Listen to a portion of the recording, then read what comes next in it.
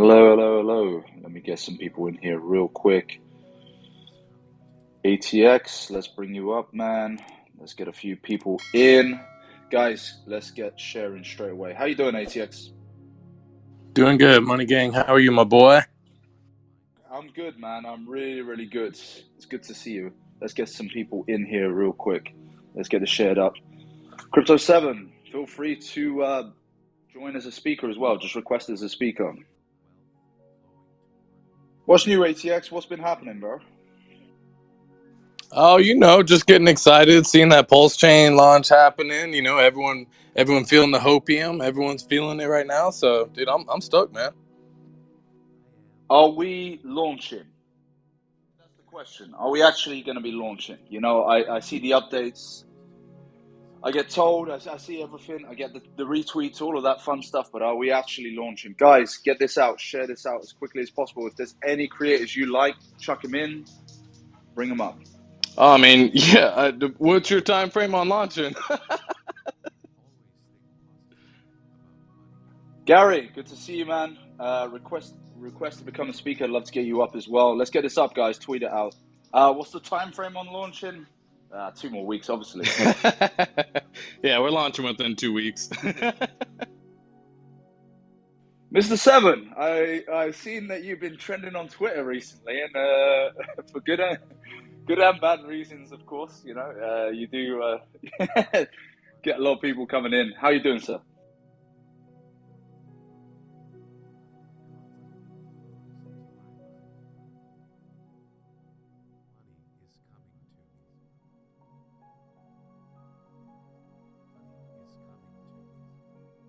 Not sure his mic's working. Maybe you can hear us, maybe not. Gary, how are you doing, sir? Oh, hello, Seven. sorry, I'm on now. Sorry, I didn't have my mic on. Yeah, thanks very much for inviting me on, young man. That's absolutely fantastic. No, that's great. Yeah, I'm trending on Twitter unintentionally, a reluctant trender on Twitter. I didn't even think what I said was very controversial, really. We've got 500,000 transactions a day, etc. It was just my way of saying, please, guys, don't drag this into June. And I think to that extent, it was effective. I was really just voicing the frustration I think a lot of people were feeling. We were getting a bit tired of soon and all that sort of stuff. And, as I said, vacuous praising of the developers before we even get it. There's a time and place for that, isn't there? And, if people are appreciative, they can send them some nice cigars or something, Yeah, so I didn't think it was very controversial, but it kicked up a real storm, which was interesting. And no, but it's fine. I think that the end result was quite good because it sort of put a voice to something that a lot of people were feeling, and a lot of people were saying, "Oh, really glad you put that point." But I think if there was one area I was reckless in, is that some people in the community thought that I was becoming concerned about the delay in PulseChain, which wasn't the case at all. The way I put it, and also a lot of people were accusing me of being impatient, I think I've been extremely patient. I was streaming all the way through the bear market, imploring people when we were at 1.7 to buy. And I think there's a time to be patient, which was then. And there's a time to be maybe a little bit impatient, guys, which is now. Just to sort of say, look, guys, come on, don't drag this into June, which is really what I was saying. So am I bullish? Massively, massively bullish, which is how I think you started Money Gang. I'm massively bullish, but yeah. So I think that was perhaps a little bit of a flaw there, that people could have thought I was becoming concerned, and that could have caused anxiety. But beyond that, no, I didn't really think it was very controversial. I think I said something like, "Come on, guys, we've been patient. Launch the thing now." To be fair to you, Seven, the devs and also Richard, they've been teasing us, man. I'm not gonna lie, I think they've been teasing Yeah. us. They've been playing little games here and there. When PulseChain, well, soon, all of that fun stuff. So it is, they're teasing us. They're Yeah, really a doing little it. bit, a little bit. I think so.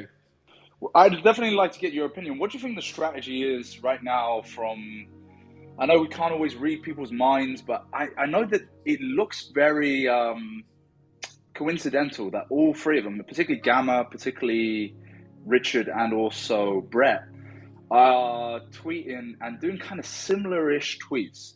Is it a strategy or is it just organic? No, I think you can read into that. That's right. The fact that they're both Brett and Richard were sending those very positive tweets last night and things at the same time. I think the message is clear. They're telling the validators to be ready. The last thing you're going to do is to say that, stand ready validators, and then say don't stand ready, because that would cause all sorts of problems, and then they wouldn't be ready when they then needed them to be ready. So that's kind of like the last thing they do would be to warm up the validators needlessly. No, I think it's going to be this Wednesday or next. I'm 65% on this Wednesday, 35% on the following Wednesday. But I'm plagiarizing this quite heavily from my friend Turbo, co-presenter on Seven, who I see in the chat, because he identified that it was Wednesday they launched V3, Wednesday they launched V4, pretty much at the exact same time. So there's obviously a developer timetable there. And so for that reason, and they're trying to avoid the weekend like the plague, so for that reason, Wednesday looks very good. And the other thing I just add is when Richard tweeted when PulseChain's there, I think that what he was saying was I know when it's going to be. I think he just got together with the developers and they just agreed a provisional date. Provisional unless something major came up in testing, which I don't believe anything has. So they had a provisional date from the moment he tweeted, which I think was 5 days away, which fits quite well with Wednesday as well, because I think that puts us at something like 14 days or something. So. Yeah, so I think it'll be Wednesday. Otherwise, the following Wednesday. I like that prediction, Seven. Very, very good. Gary, how you doing, sir? I'm doing great. Things are rolling along lots of different ways. People, I think Richard in the past has said that the bull bear cycle basically is because when people have a blow off top, or there's a blow off top in the market, and then there's a capitulation, the market, Wall Street market psychology pattern plays out. The reason that there's years of bear is because it takes those peoples to either say I'm not going to be in crypto at all and never return, or they say I learned something from that cycle, now I need to gather capital through employment, being productive in a business, some other thing that generates income outside of cryptocurrency, and then they have the ability and capital to participate in the next cycle. Like, I think that curve. And what's interesting is the pitch for a L1, because gas fees were expensive on Hex and S-Load, and the pitch a year and a half ago, or maybe longer, I can't remember when, that has given people opportunity also. Like, it's undeniable that you've had opportunity to do what Crypto 7 just said. It went all the way down to 1.8 cents, 1.7 cents, and a different influencer of the week basically saying it's just around the corner, here it comes. I think maybe the most famous one I can recall is Hexologist posting a photo of maybe Richard had originally posted, which was holding two different chains. And so there was all of the speculation around, here it comes, because there's an image. And then kind of Richard swatted that down in a more formal stream. So I understand that half of the people that like time predictions get excited, and half of the people that hear the same time predictions get annoyed. And so just understand what's happening when you're making a public statement of any sort. I would say don't be upset when people are upset, and don't be overjoyed when people are happy with what you're saying, because it's just human psychology. These are everyone falls somewhere on the spectrum about the content that they're digesting, and they say that's truth or that's false. And just understand that you're speaking to the whole audience, not just half. Yeah, 100%. I completely agree. I have noticed that Richard's kind of pitch recently has been, well, Ethereum gas fees are going up and up and up, and I've seen about 4, 5, 6 tweets where he's put stuff about Ethereum gas fees. And the emphasis then, I've definitely noticed around the community where people are posting similar posts, right? They're showing how much it costs to do an end stake, how much it costs to do a certain transaction or an approval or anything like that on MetaMask. And that is kind of the pitch going into PulseChain. I'm liking that style of marketing. I want to hear your thoughts on that, Gary. So when we're young, when we're newborns and we don't speak and we don't know body language, our first thing to mimic is most likely our mother. You're a baby in swaddling clothes and you're mimicking what you're seeing around you, the inputs that you have. And so if you have a very, it depends on that input. I don't want to be negative or positive. Like, your first God, your first thing is mother, most likely. And then it expands, your world expands and your inputs expand and your understanding of a lot of things expands because your world is opening up. You're going to father and uncle and aunt and you're getting passed around the family, so to speak, as far as inputs. And then maybe you mature to be in school, elementary school, and you start to come into your own personality. You're still very much referencing to your left and to your right. Where are you? Like, what is your social caste? Are you going to stay in that social caste or are you going to define a new one? So when it comes to like what you just said, notice that Richard has pivoted a couple of times over this journey of us understanding Richard. His gladiatorial fighting, attention, kind of obnoxious route of intelligence, overpowering and overmatching any debater in 2018 and 19 and 20. We know that Richard. And that one got, some support for the Hex product, some support for Richard, and it was a lot of mimicry. So when people started to basically either see someone that they resonated with, then they took up those patterns and they became very engaging with crypto Twitter and very engaging with kind of a take by force kind of combative engagement with other communities. Bitcoin is this, Ethereum is that, Cardano is this. Like, it became that kind of engagement, really set by the cultural tone of the founder, of Richard. Later, people kind of, when they go through their adolescence, started to define themselves and become influential with their own followings and their own narrative and their own personality types, while still having, or hopefully putting some of those cultural code kind of definitions into their content. Do you like immutability? Do you like admin key free? Do you like, having this benevolent dictatorship when it goes to an OA can defend your bags kind of thing, right? Are you okay with that? Like, people had to define themselves. And then there's been this, reinforcing by those similar influencers. That's not just Richard, and the echoing that goes through all of crypto Twitter and other communities. And then there's this S-load. It's too expensive, even though it was inside of the audit from 2019, 18, and 19 about Hex, that gas prices would be prohibitively high. It was inside the audit. If you read the CerTic audit, that's one of the things that they highlighted before Hex launched.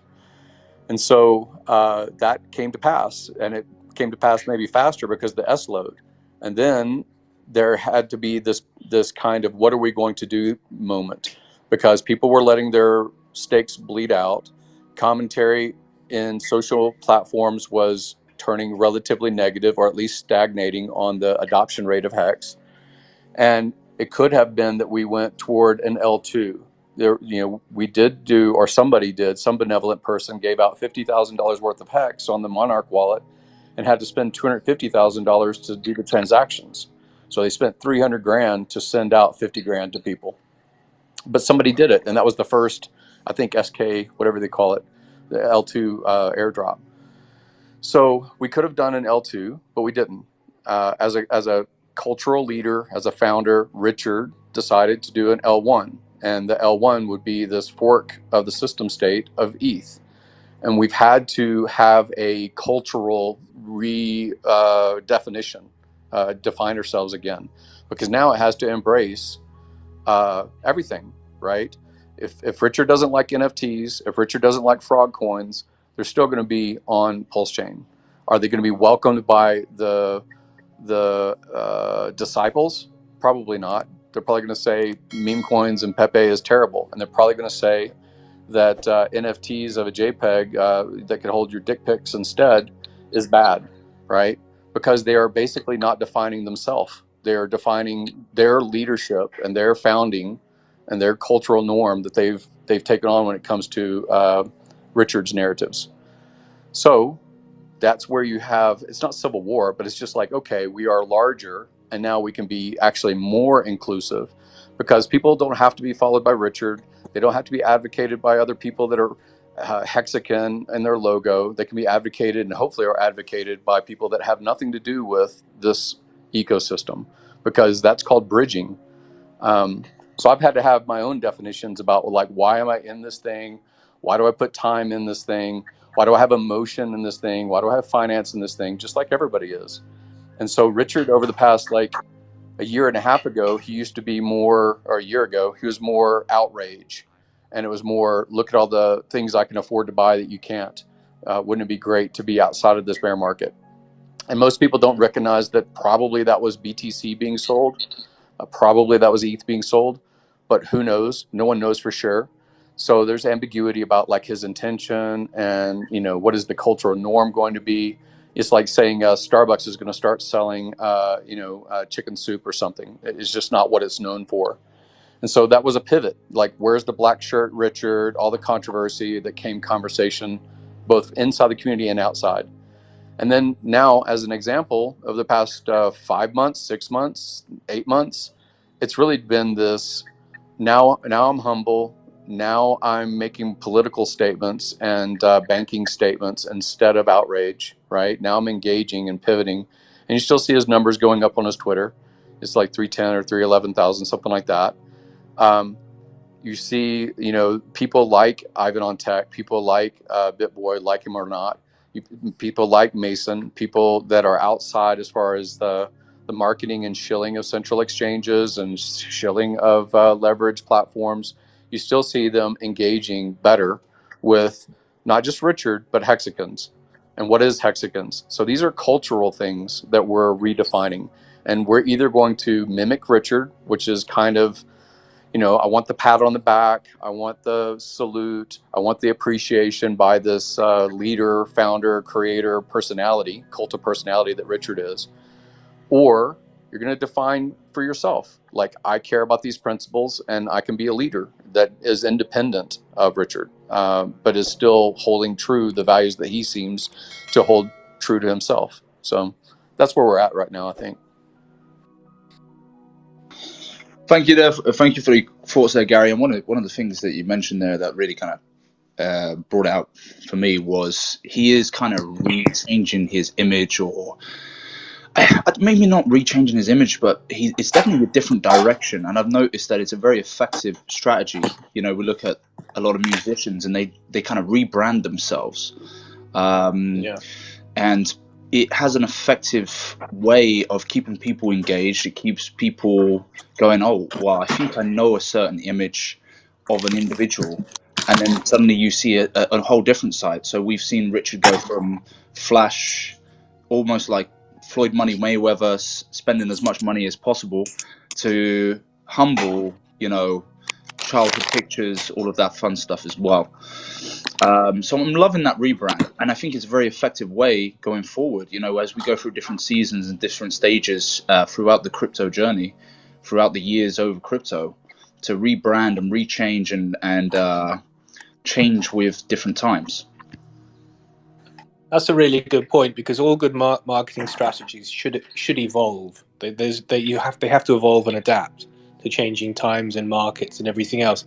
And in your statement there, Money Gang, is the realization that it's not a case of he's gone from being outlandish to humble to the choir boy, you know, and that's it. Actually, he might be the choir boy this week, but he might go back to being outlandish 6 months from now, or to some other persona. There could be multiple personas, you know, and I think that's very interesting. I think that's right. I think that the thing with outrage marketing was it had a sort of initial quick gain because you can't help but notice the outrage marketing. But then once you've noticed that, quite quickly, I think you hit the law of diminishing returns, which is something that I was saying last year. We are hitting it. And you could see we were hitting it because there were loads of people far less charismatic than Richard with far more Twitter followers. And his Twitter growth wasn't actually growing in an exponential sense. And I think that, as you say, since he's, I think it was something Gary said, Funding Jim made the point, well, once he toned it down, actually, his Twitter following seems to be increasing faster. So it's interesting. Yeah, who knows what persona he'll adapt in a year or two. And if he goes into politics, walks away from crypto, what type of Richard Hart we'll see then. I'm interested to see. I think we definitely see, like, you take an example of like David Bowie, right? And David Bowie was an expert at this, at changing kind of character, and every album kind of came with a new character, and it's effective. It's very effective. I think once you see PulseChain launch, you may see, you know, the ramping up more of the Hopium kind of side of Richard, more streams and stuff like that. I'm definitely a believer that would be the case. It'll be fascinating. You know, protecting the image. I see a few people coming up. Also, I see some Randy. I sent a invite for speaking as well. Hex Turbo, your co-host, I've invited him up. David James in here as well. Guys, please request and we'll get you straight in. Crispy as well. Crispy man. Love to hear your guys' opinion as well, where we're at. Just Ask Jesse as well. ATX, I wanted to touch on something. I've seen you and Westcott, and also Crypto7 as well, really effective co-hosting YouTube spaces that are creating viral clips. And shout out to Kaiser as well. I think Kaiser might be in here. Whereby community members or influencers, if you want to call it that, are coming together and doing these co-streams. And I jumped on with Furu Finance the other day, and I just remember that we had numbers going up just from having something regular. And I see that you guys have been really effective with that with Westcott Crypto. Love to hear your thoughts, ATX, on how that came about and when you guys first came together, because you guys have been growing like crazy. I'm loving the content from you guys. Yeah, I appreciate that, man.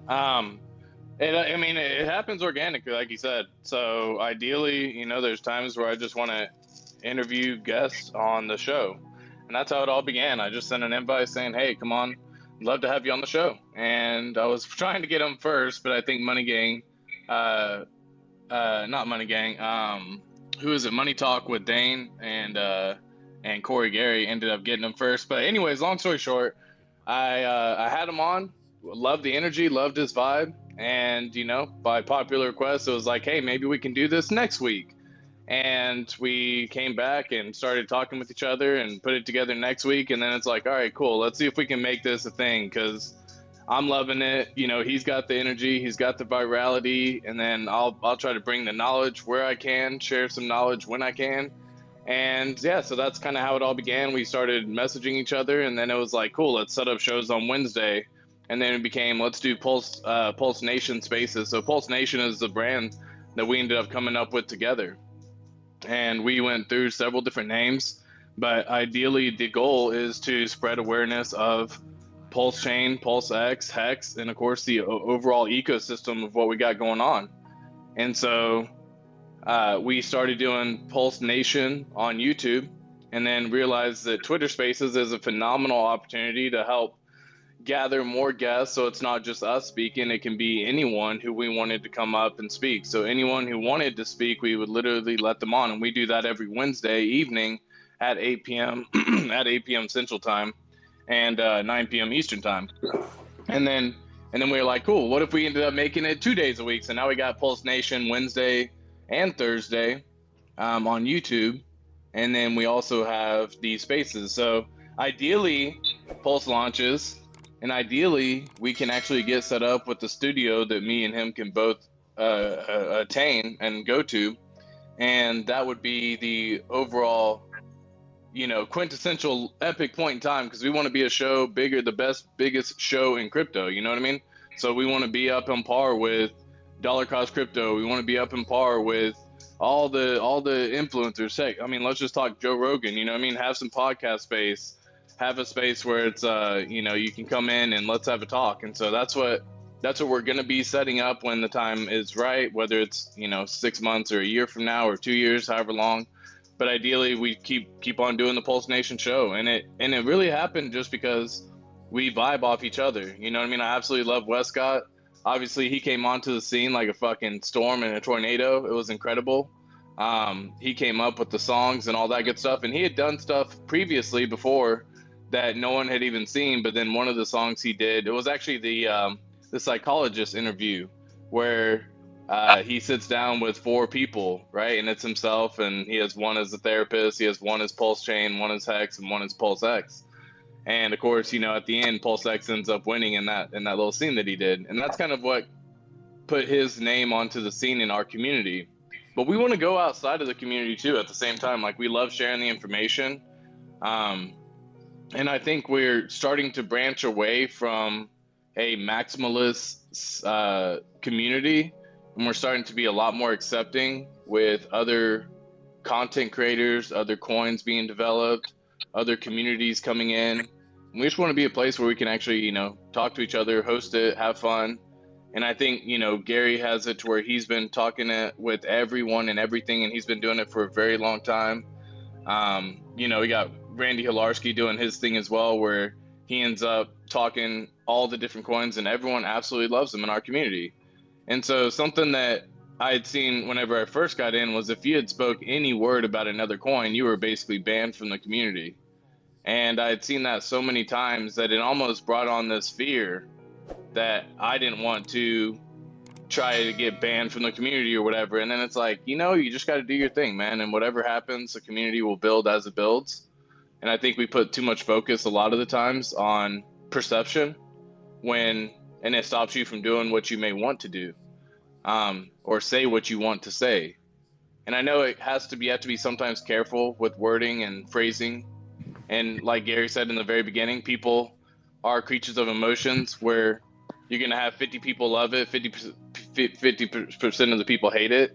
And not necessarily in that regard either, but I've always believed in the 80-20 rule no matter what, because that's just something I learned in sales a long time ago. No matter what, you're going to be able to have essentially a good 80% of people that you can, or 10% of people are going to love you no matter what, hands down. They just love you. Don't have to do anything. You can do right by them. You can do wrong by them. They just love you 10%, no matter what. 10% are going to hate you, no matter what you say, no matter what you do, no matter who you are. They're just going to hate you. It's just one of those things. You can't help it. Can't affect it. When we want to work on the 80%, you got to sway them one way or another, towards you or against you. And depending upon your actions and everything else that comes along, that's what we want to do. So me and Westcott had the idea to bring on Pulse Nation, and we've had it now where we bring on guests, and we're going to have more guests on very soon. And it's a overall just blast, man. Just having the outreach to share thoughts, opinions, and, branch out further than I may have even felt like comfortable in the beginning as well. And he's really helping me push to that level too. So yeah, I mean, it's just something that we got going on, and it's amazing that we have a community that we can do this with as well. Love that, ATX. Thank you very much, man. Love your thoughts there. Gary, I think you had something you want to say. Yeah, that's a reasoned kind of statement that ATX made, in my opinion. Like, it seems it's honest in the tone. It seems like the language. Again, I've only met him in person for a few minutes, but I like that he had very few followers, and he was very much making interesting and unique content. I think he had 20, 30 people subscribe to him or something like that when I was paying attention early in his launch. And I think that you have to, mature. I think that all of us have to, in general, mature. So his view, after he's grown a bit, just like all of us, once we've grown a little bit and we've gotten a little ego stroke because our subscriber count goes up, or we've gotten a little ego stroke because we get followed by somebody, then we're like, okay, now my words have meaning, or they have weight, because it's been a stamp of approval of sorts, right? It's a social validation. And then after that, if you're looking at the long game, and the long game is both your walk in life, where are you going 5 years from now, 10 years from now? What are you planning to do with your time, your resources, your brand? Once you actually mature enough to get to that point and say, this is beyond being a flash in the pan. This is beyond being hype cycle. This is something that you want to define yourself in some ways. It will come down to how you interact, both with your current subscribership, like ATX was saying, the 10% of people that are going to love you no matter what, because you're basically saying and singing their song, or the 80% that don't know about you yet, or they haven't been defined yet as on your side or your camp or not, us versus them kind of narrative in your mind, in our mind. And still walking, like if you're defining yourself and you're saying, this is what I'm about, this is how I'm going to treat people that are outside of crypto, even if I'm not pitching crypto, like how do you interact with your township, with your family? Those are important things, Sam. These are principles that define how your journey of life, from child to fucking grave. So I love the crucible that this community represents. It really does help people distill down their principles and walk them, or their morals. And the ones that it's too hot for, they're temporary. They're flash in the pan. They're short lived. So I love the crucible effect of this community. Can I say something to that, guys? Yeah, jump in, Randy. All right. What I love about what we do is I'm big into watching the ego. As you guys know, I'm a former psych nurse. I was in the trenches working with the criminals and and people who just had a hard time in life, those kind of things. And what I see in our community is I see the melt ups and I see the meltdowns. And since day one, Gary and I and those of us who have been here since day one, we watched so many people come across and they've blown up, and then they let their ego get in the way, and they destroy themselves. And we've seen it over and over and over again. It's a sad thing to see, but in the end, it's human nature. People love that stroke, man. In a second to stop getting that stroke, they they just collapse under their own weight. And this is a tough community to be part of. From the beginning, I've always been anti-maxi. I'm anti-maxi of everything. Every time I see it, I want to say "fuck off." And this is how I've always treated it. And I've been in crypto since 2014. So I've been in so many projects. I've been part of so many launches. I've been behind the scenes with social media and marketing and paying influencers. I was the guy that was paying people 25 grand just to mention us in a video. That's what I did. Okay. And I don't do that anymore. Now I'm strictly what I care about. I'm an anarcho-capitalist. I bring in the people on the fringe. I talk to the people who don't have trust in government, who don't trust legislation or anything like that. So I don't want approval so much of the community. I just want to help people find a way out of the system. And as an early crypto adopter, that was my goal to begin with. I was one of those guys who was there for the tech, and now I'm sticking around obviously because of the money, because the money is freaking good. But overall, I think that we got to watch out. Let's not be too hard on people, because the meltdowns do happen. We've seen a lot of people get crushed under the weight of our community, especially from the basement dwellers who don't even have a real name on their accounts, who just talk shit and are really mean to the other people. Just remember, there's real people out here. I mean, these are our real names. You attack my family, I'm gonna be pissed, right? Or if you call me fat or something, I could deal with it. But there's some people that can't deal with these things. They've had a tougher life, and let's talk about the positive thing. The positive thing is that PulseChain is coming soon, and I know a lot of people took leverage, whether it's borrowing money from family and friends or they took loans. So I understand why they're pissed off. Some of us were smart about it. We didn't borrow money. We had what we had, and we were very conservative with our approach to PulseChain's launch. And I just want to say thank you to everyone who's been here along the way. It's been 2 years now, and we've stuck through it. And those of you guys who stuck through the whole 2 years without having a fucking breakdown, congratulations. You got some serious mental fortitude, because it's not easy. So I just want to thank everyone who's still out there and crushing. Yeah, thank you, Randy. And one of the things I wanted to ask you as well, like, I always find it hard. I'm a younger guy and stuff. It's very easy to get riled up in the whole social media game, and it can be a case where sometimes you have to protect the community, the people inside it, from kind of wolves in sheep's clothing, as per se, but at the same time not losing that humanity and not driving people away. And so especially with social media age and controversy sells and all of this craziness, and it gets more eyes on the brands and on the product. But at the same time, you've been an OG in the game for a long time. You've been there from, you know, very beginning days, and you've seen people come and go. How do you get that balance right, like where you have to kind of be protective and look after people in a sincere way, but at the same time not just drive people out, not, you know, put sour taste in their mouth, like not drive them completely away whilst protecting other people? Well, I'll tell you the easiest way is to use your real persona. If people use their real persona, they're a lot more careful with what they say. And that's part of social media that I really dislike, is that I wouldn't legislate it and force you to come out and have your face on social media or your name or anything like that. But when people are dealing with their real face, they're a little bit more careful, because, you know, if I know your real face and I see you and you talk shit about my family, I might knock your ass out. And it changes things a little bit. You're a little bit more careful with what you say. Yeah. So as far as protecting other people, those of us who have been in the game for a long time and we're not so emotionally we don't respond so much emotionally, and like I said, I have a real persona, so I'm more careful with what I say. I think that when someone's attacking somebody and we stand up for them, that's a powerful thing, and it comes back to loyalty. People will be loyal to you. It's no different than Gary and I and ATX when we were in the military, and we stood up for our brothers. We might not agree with them on a personal level, the way they live their life or something, but because they stood next to us and they whether it be in the trenches or for, you know, me working in the hospital or whatever it was, we stuck up for them because they wore the uniform as well. And it's that whole camaraderie thing, and that's what we have in Hex, and obviously PulseChain's coming, and we're gonna have to do the same thing all over again. We're gonna have to be more accepting of a much larger audience. This audience that we're gonna have now at PulseChain is going to be gigantic. We're gonna be the shitcoin capital. You guys have no idea what's coming. That's it. That's some great points. Go ahead, Sam.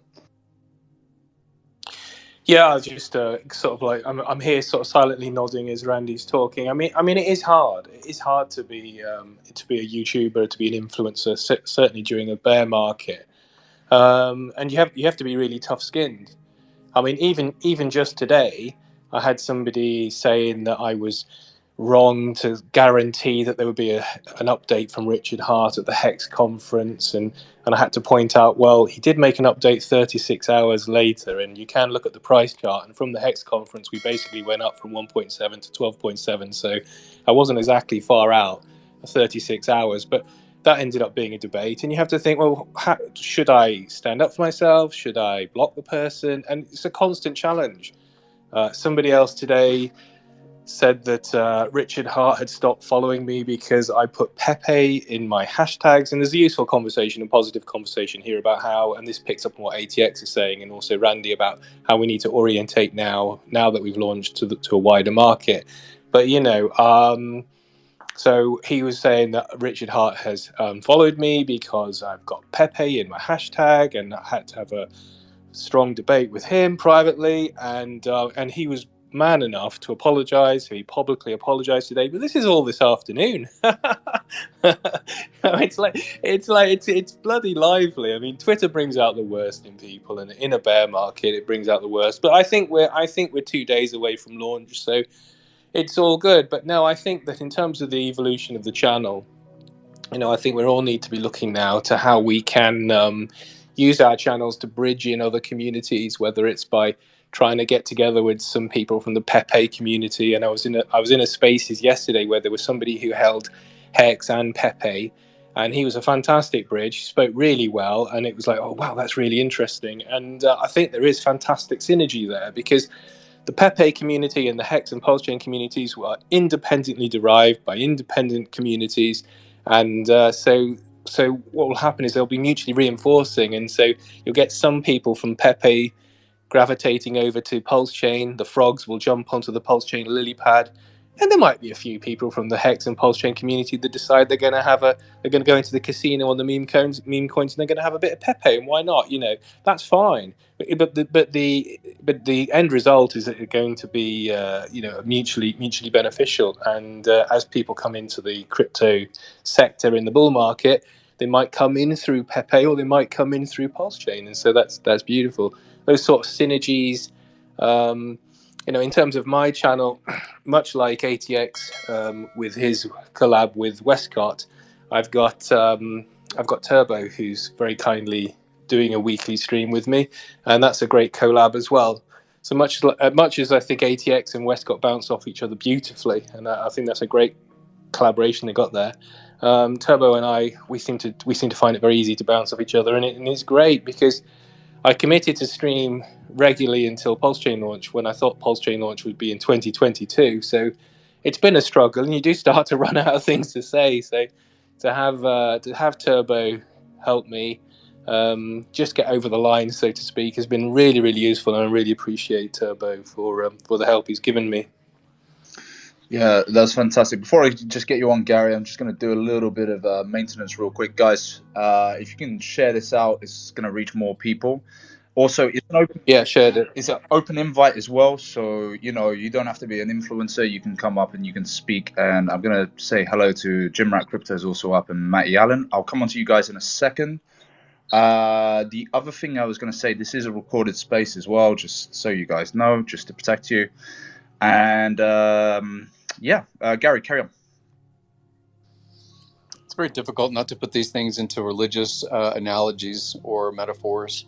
I was born in what's called the Bible Belt in the United States, and surrounding me, all of my family were Baptist, Southern Baptist, and they're known to be very evangelistic, very direct, engaging, in order to have the congregation excited and thrive. And the hard thing about being in one religion is that you may not understand the viewpoints of another religion or another culture. You say, wow, that's not the way it's always been. That's not, when my minister or my pastor or my priest or a cleric says something, then it is gospel and it is true, because that's my reference, right, to an intangible, an idea. And I'm going around I'm trying to be politically savvy about how I say these things, because all of my life I've been hearing that Jesus is coming soon. I've heard soon, right around the corner, soon, second coming. So that's a narrative that I've heard all of my life. And still, I grew cynical personally. And my cynicism is soon doesn't mean Thursday. And soon doesn't mean 2024. And soon doesn't mean that, when there's famine in one country and icebergs are melting in a different place on the planet, that's a sign of soon. And I think that that's part of what causes these stresses in general, is I can believe in the character and the parable, and I can believe in the word of golden rule and social grease that any religion presents to its society. Hopefully, it's more about social grease, getting along with someone else. So I like those good things about it, but I don't prefer someone that tells me Jesus comes on December 25th of 2025. I just don't prefer it, because that date will come by. It will go by, and either that's going to be correct, and I'm going to say, wow, that person got it right, and maybe I'll believe stronger in their future predictions. But most likely, statistically, probabilistically, they're going to be wrong. And then I lose belief in their following words about character, or about, purpose-driven life, or other narratives that Christian people end up trying to evangelize. So I just have as a cautionary tale, and I'm not trying to say specifically about any individual, because I've seen it replay for 4 years as far as cryptocurrency. And I've seen it play for, 50 years inside of the religion I was born into. So I'm just saying, as a narrative, if you know something factually that has already occurred in history, sure, reference it. But if you're predicting something, understand that there's consequence to being wrong, and there's not much upside to being right. So just general comments. Yeah, thanks for that, Gary. I see JimRatCrypto came in, and hello, long time no speak.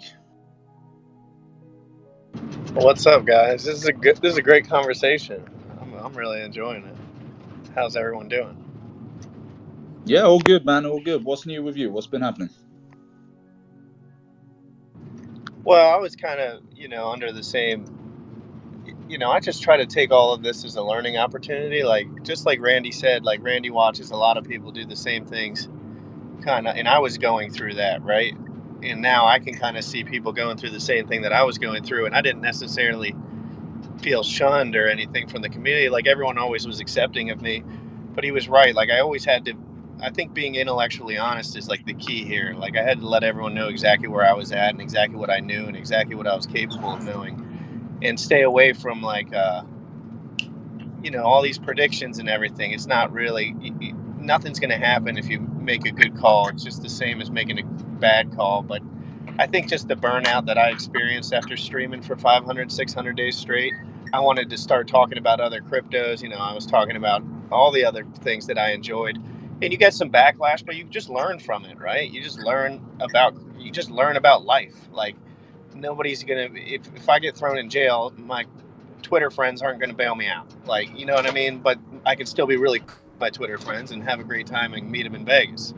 You know what I mean? So you got to put everything in perspective and put everything in the right category. But I think ego is just a huge part of it, right? Like, all of us get, like me, like I got super excited about 300 or 400 days into the stream. It was doing it really well.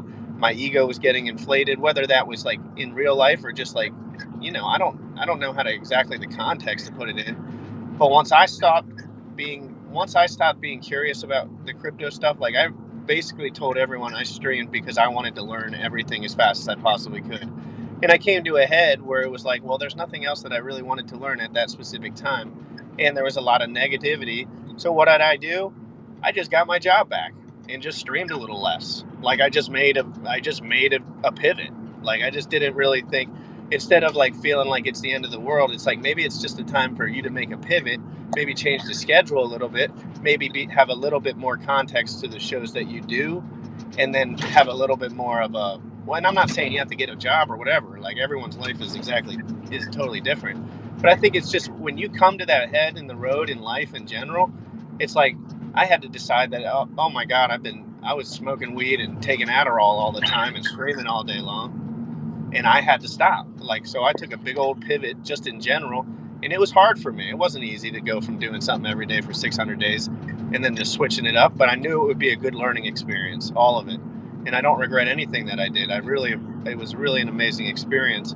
And that's just my take on that. But I think my ego got in the way of being effective. Like, I really do. And but instead of like not looking at that, I just looked directly at it and then tried to make some adjustments. But I'm not mad at anyone for doing anything, but I think it's always a learning experience. It just take everything in life as a learning experience instead of like a negative. But I had a hard time with that as well. Like, when I talked about Zen and stuff, like, there was guys saying some pretty harsh things, but then you got to remember, like, they're just guys on the internet blowing off steam after work generally. Like, it's not. So that's kind of what I went through, and I've been watching all this, and I appreciate that we can all still have a space with 150 people in it and have a good conversation. Like, I think that's awesome, and I really look forward to these spaces and stuff. But that's all I wanted to bring my 2 cents in, because I went through a similar situation.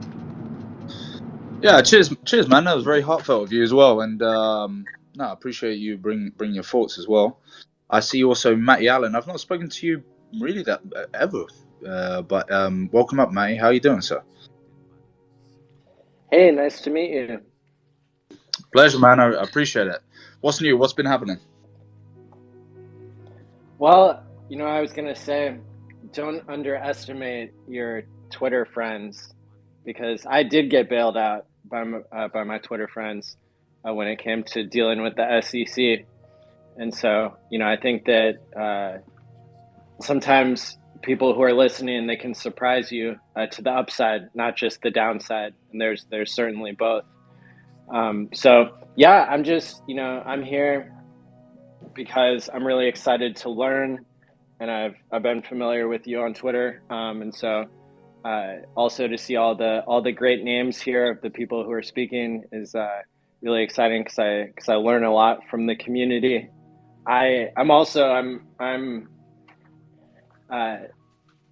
I'm starting to get those feelings that PulseChain, might be closer than it has been in the past. Like, I think without making a prediction, I wouldn't be surprised, if it launched in the next couple of days.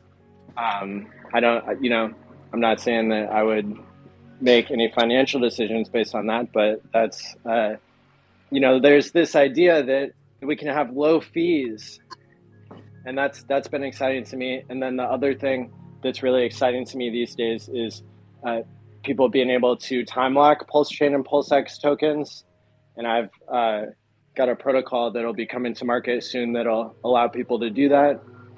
And so that's where I'm at.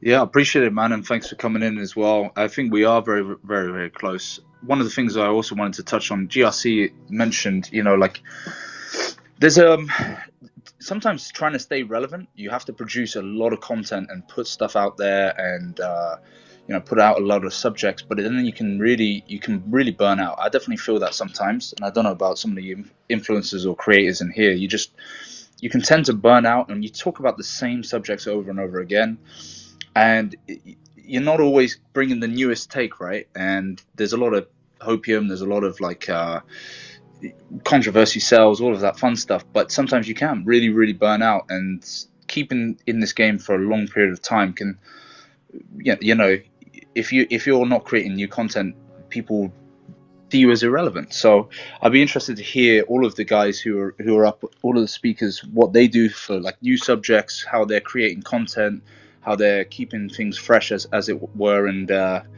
keeping things going for their YouTube channel, for their brand, for whatever it is, their personal brand, etc. Yeah, can I come in there? Yeah, as I find sometimes when I start to get a bit of burnout, because some days I can stream every day and I've got new things going around in my head and I've got to let them out like angry Frenchmen in my head. I've got to just do a stream. But there are other occasions when it's really useful, and more often I think, to have 2 or 3 days away, maybe even 3 or 4 days, and just reflect and then digest some other streams, particularly mainstream channels, and just sort of go on walks and think about it, and then you can come back and your thoughts have crystallized, and that's much better. I think that's very useful. So I think you can try and stream too much, so I think it's better actually to sort of stream once every few days, because it takes a long time to research a stream, and if you're streaming every day, even if you barely sleep, it's a hard thing to do. I wanted to come back just quickly while I'm on, just to say I thought that MoneyGangCrypto was very, very honest and self-deprecating when he was talking about stuff around the ego. I would say as a streamer that any streamer that says he hasn't got an ego or she hasn't got an ego is lying. They're the ones with the biggest ego. If they say they haven't got an ego, it's bullshit. All guys have got an ego. And the person that says, listen, I've got an ego, and I think on that occasion my ego got in the way, hats off to MoneyGangCrypto for saying that. And I'd also say credit to you, man, because you're still here. And that's the important thing. We're at the bottom of the bull market. You're still here. You've accumulated. You're in the right cryptos. You're going to get rich. And so it's fantastic. But yeah, people that say they haven't got an ego. And the other thing is that I see is I've helped a lot of small channels, and they'll get up to 2,000 or 3,000 subscribers quite quickly, and they think they're going to overtake me, and they do put a target on my back, and I've had that as well, and I've had that recently. And the reality is they then realize that, it starts to get harder when I get to 4,000 and 5,000, and it is hard work, and Randy will vouch for that. It's a long slog, and really to get beyond sort of 4,000 or 5,000 subscribers, you've got to be sort of relevant to broader audiences. And this goes to ATX's point about how we now pivot to attract a wider audience. Just as Richard Hart has pivoted or morphed into a new persona, I think all the streamers now probably need to morph and pivot a little bit as well, so that we start to expand our horizons. There's a time and a place to sort of just focus on the RH tickers and all the rest when we're in a bear market, when all the energy was just going from HEX. But now, once we're in the bull market, as we are rapidly approaching, or arguably in now already, you only have to look at Pepe, that confirms it. Every metric and every indicator says we're in a bull market, and Pepe just confirms it. But people are going to be running to crypto, notwithstanding the blip at the moment with the gas fees associated with the BRC20 tokens and all that sort of thing. But basically, we're in a bull market, guys, and people are going to be running with dollars in their hands to get into crypto, and it's how we pivot ourselves to be attractive to a wider audience. As I say, putting Pepe in your hashtags, getting into some Pepe spaces, all the rest, starting to create these bridges between different independently derived, and you'll get what I mean by that, guys, independently derived communities, and getting that synergy and economic energy between the two. Thanks for that, Seven. I see a couple of guys I wanted to quickly bring in as well. One of the guys I really like, Corey Geary as well. How you doing, sir? Hey, Money Gang, what's going on, man? I just kind of came here in the middle of you guys' conversation, so I'm not sure what you guys are all talking about. We just got done with our stream. We had Walrus on. It was really good. I mean, with the streaming stuff, I'm just trying to look at it as I'm trying to, like kind of Jim Rat was, I'm just trying to bring as many people on as smarter than me as possible so I can learn, you know, and so I could take notes and basically educate my audience. We try to point some of our audience to the real estate sector, being that's the space that we're from, and that's who we focus on onboarding. As far as our new onboards are all just real estate guys who are fix and flippers, wholesalers, some buy and hold guys, landlords. We've been in that space for quite a while, so we know how to talk to those guys and educate them. And so that's what we try to focus on for the most part. But man, yeah, this is a great conversation so far. I'll just kind of be listening in the background, and I appreciate all you guys up here, especially up on the stage. I really do respect all of you and watch your shows, and it's been an absolute blessing to be part of this community 100%, man. And before I bring up the next guy in, I'm just going to quickly shill something. Obviously, there's a meetup in London, so all my UK audience, anyone who's in the UK, guys, make your way. Next Saturday, we're going to be in London for a meetup. You can check it out on my Twitter or on Crypto Stylist. It's an open invite. We got the upstairs of a pretty big pub in Marylebone, so get there.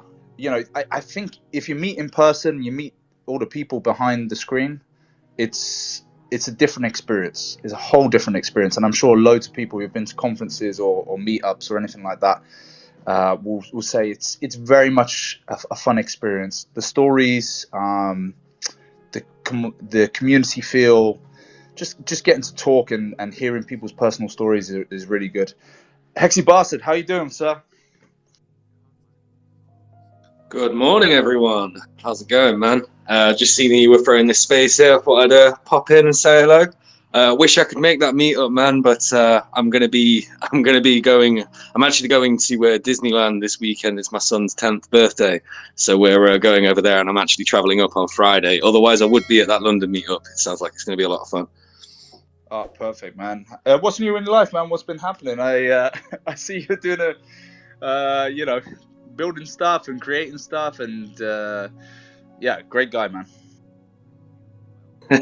Filling a gap in the market with 9 inches. So yeah, so actually I will quickly just shell it. So we're creating a DEX which will be launching on Ethereum. We've all heard of 1 inch. This one's going to be called 9inch.io. Basically it's going to be going after the meme coin market. As I say, it will be launching on Ethereum, but obviously we're going to be supporting PulseChain. We're going to try and give a bit more exposure to all the PulseChain projects. If you go to our testnet, you'll see all of your favorite projects on there, like Maxi, Hedron, of course, Hex. Basically everything in the Richard Hart ecosystem is going to be listed on there front and center. One of the really, really cool things I think about this protocol is most of our attention is going to be focused on the yield farming and pools and stuff like that. But we are going to be allowing people to basically lock up their hex. Well, you can do it on a flexible basis, or you can do it for up to 52 weeks. You can stake your hex on there and earn our reward token, which is called BBC. That definitely does not stand for anything other than big bonus coin. And and it's going to eliminate a lot of the gas fee issues as well. And you would be earning a different token other than hex, which of course you could just dump it if you wanted to. Yeah, the gas fee thing is going to be massive. I mean, I'm seeing people saying $500, $600 to end a stake at the moment. With this, it's going to be a pretty easy transaction. It probably would only cost you about $15 to $20 to insert and pull out the hex, and that is what we call it, by the way. It's not removing liquidity; it's pulling it out. Yeah, the thing's just a giant innuendo machine. We're starting our sacrifice phase pretty soon. Actually, as soon as we hit 999 members in the Telegram, we're going to get everything announced. Just signed off a couple good deals with some pretty large communities from outside of the Hex ecosystem, actually. One of the biggest meme coins from this year is going to be jumping on board with us, and they're really, really bullish on it. Yeah, I just can't wait to release all the info. Product is finished. We're ready to launch, basically. Yeah. Really, really exciting times. I do enjoy your humor, and yeah, the innuendos. It's refreshing. I like it. Gary, go ahead.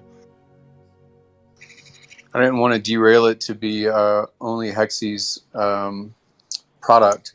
I am curious if it will be structured similar to the PulseX sacrifice, as far as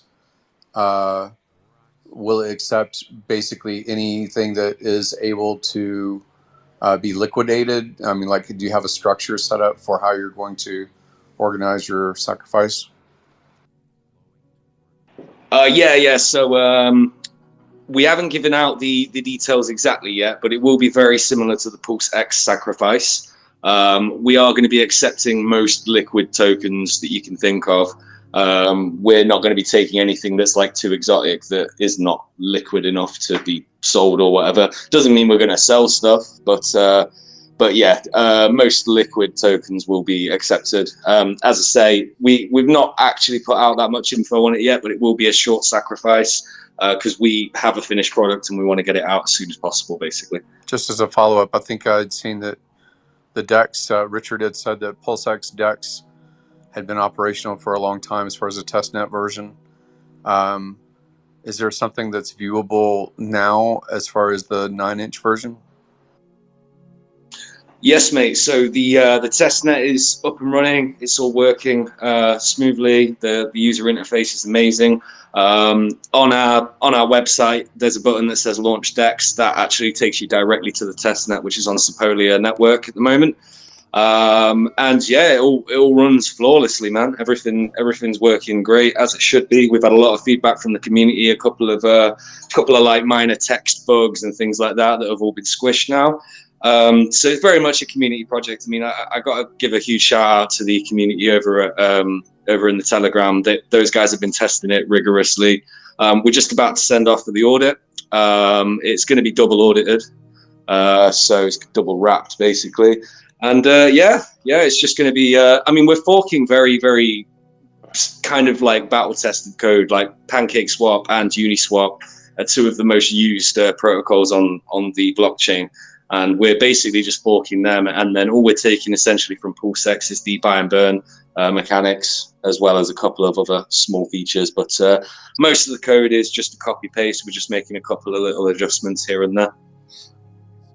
So are you hoping to be able to start the sacrifice after PulseChain so that people feel a little like they got a bit more money, or are you going to push the sacrifice out before PulseChain launch? Well, I mean, we don't really know when the PulseChain is going to be coming out. Like we want to start the sacrifice as soon as possible. If PulseChain comes out during the sacrifice, then we will just we will simply add. We potentially would add on those tickers as well that can be sacrificed. But yeah, we're not waiting for PulseChain. We actually would like it if we could beat it to market, but it looks like PulseChain pretty imminent. So no idea what will happen with that one. I can see the logic of that, just wanting to get it out as quickly as possible. Innuendos all over the place. Rags, how you doing? I'm just really confused. I'm trying to figure out why there's so many people here and you're hosting. Can't figure it out, dude. I don't get it, man. Yeah, I'm just a little bit retarded. Like people like you or something, man. I'm flummoxed. Is that a good proper English word or what? No, I don't know if that's an English word, to be honest. But Maybe it's American English. Okay, well, it is what it is. How you doing, man? Nice Twitter space here. Thanks. Yeah, there's a lot of guys that I've never really seen about, and I've seen like all over the place. Like I see Tangent as well. Please feel free to come up and speak. Seen a lot of guys that I've kind of interacted with, but never really had like conversations on Twitter, or I've just seen them and admire a lot of them. So yeah, it's great to see so many people in, and I appreciate everyone for coming in. I love it, man. I've said this a couple times over the past 6 months or year. I think that you're doing a great job, man. You're putting out good content. It's high quality. It seems like you care about your production value as well. So I think I speak on behalf of most of the people in here and say keep it up. Even though we hate to watch it, we keep coming back for more. Don't know why anyone would watch it, man. I see Red Squirrel tunes in all the time. Don't know why he comes in. Don't know why anyone likes or subscribes to you either, Rags. I don't get it. Strange, dude. It's a friggin' clown world out here, I'll tell you that. I'd love to. Rags literally tells everyone not to subscribe, but he's got like one of the highest sub counts out of everyone. It's really funny. Yeah, here's the key. Once you get a bunch of subscribers, post some really crazy content to wash out the non-believers, and then what you have left is the cream. So that's the key. Rags, did you end up watching the coronation? By the way, I know we talked about it on stream. Bro, I was gonna text you, man. I was like, am I getting up at 6 a.m. to watch this? But I was like, no, I'll get the rundown from my buddy across the pond there. How was it? Our king fell asleep whilst he was getting the crown on his head. It's ridiculous. Only the English would do silly things like have a king and a queen, whatever.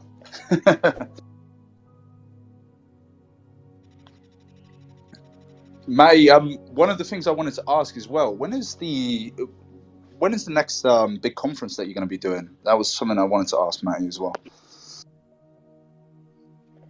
Yeah, so coming up here in like a week and a half, I'm going to be doing a meetup at the Bitcoin conference where 70 hexicans will join in between 5,000 and 10,000 Bitcoiners in person in Miami Beach. And I know Gary and others will be there, and really excited to see everybody. At the same time as that, I'm going to be hosting a 48-hour live stream. And by hosting, I mean handing it off for an hour to different people who I'll be inviting on my channel, and really, really excited to have worldwide participation there for that. So that'll be kind of like a conference, but kind of not as big as the biggest one I held in Las Vegas. But I think as soon as the bull market is in full swing, that's the next time you'll see me set a new record, which I still have the record from even the highest of stakes. Didn't get 555 people out like we did last year for the Hex conference. So looking forward to that. Yeah, I absolutely love, like, everyone kind of puts up their own content whilst they're going there as well. And again, coming back to in-person meets, it brings a lot of excitement. There's a lot more content. I start watching videos for days and days and days, and watching different people who are getting involved as well. I was watching a lot of guys, Walrus, I think Gary was there as well, at Consensus, so I was seeing all of that kind of stuff, and I like it. I really, really do enjoy it. It's almost like a vlog type style content, and it's slightly different from, hey, live stream, this is my view, the price of Hex is going to be, or whatever it is. So you definitely get much more of you start to see people's personalities, you start to see their character, how they interact in person. I'm really enjoying those types of things. You said 70 people are going there? Yeah, there's 70 people, the Hex enthusiasts that'll be at the Miami meetup here on May 18th to 20th. And so really looking forward to that. And I, of course, shared your meetup details on my channels and Twitters and whatnot, because I really appreciate everybody out there who's bringing the hype in person and online. Yeah, I was a little bit worried that PulseChain would launch because Crypto Coffee is going to be coming, and then he was texting me and he goes, "Oh, if it launches, then I'm going to have to take a quick flight back." So from my own selfish standpoint, I know me and Crypto Stylists are like, I hope PulseChain doesn't launch, man. I'm probably the only person in the community that doesn't want PulseChain to launch until after next Saturday. I can totally relate because we did the first mass hex meetup that I held back in June 2021. Everybody was freaking out because they thought PulseChain was going to launch then. So it's been a long time of suspense, and that sounds like a good plan. That if it launches, then Coffee can just fly back. Awesome. I see. I've not seen this guy before, but I'll say hello because he's been invited up as speaker. Chillbeam, how's it going, man? Yo, what up, Rags? How you doing, bro? Thanks for introducing me. I was just gonna say, Maddie, don't you live out by Vegas or something like that? I'm so bummed. We're doing EDC Vegas. You guys know EDC Vegas. So I own the company Chillbeam. I'm a huge, I've been a Hexican PulseChain master OG for a million years here. But just so excited. I was going to say, if anybody's going to EDC or anything wants to meet up, stop by my booth, Chillbeam. We slang those inflatable hammocks, bro. I've been in the scene for a long time, man. But what's up, everybody? Good afternoon.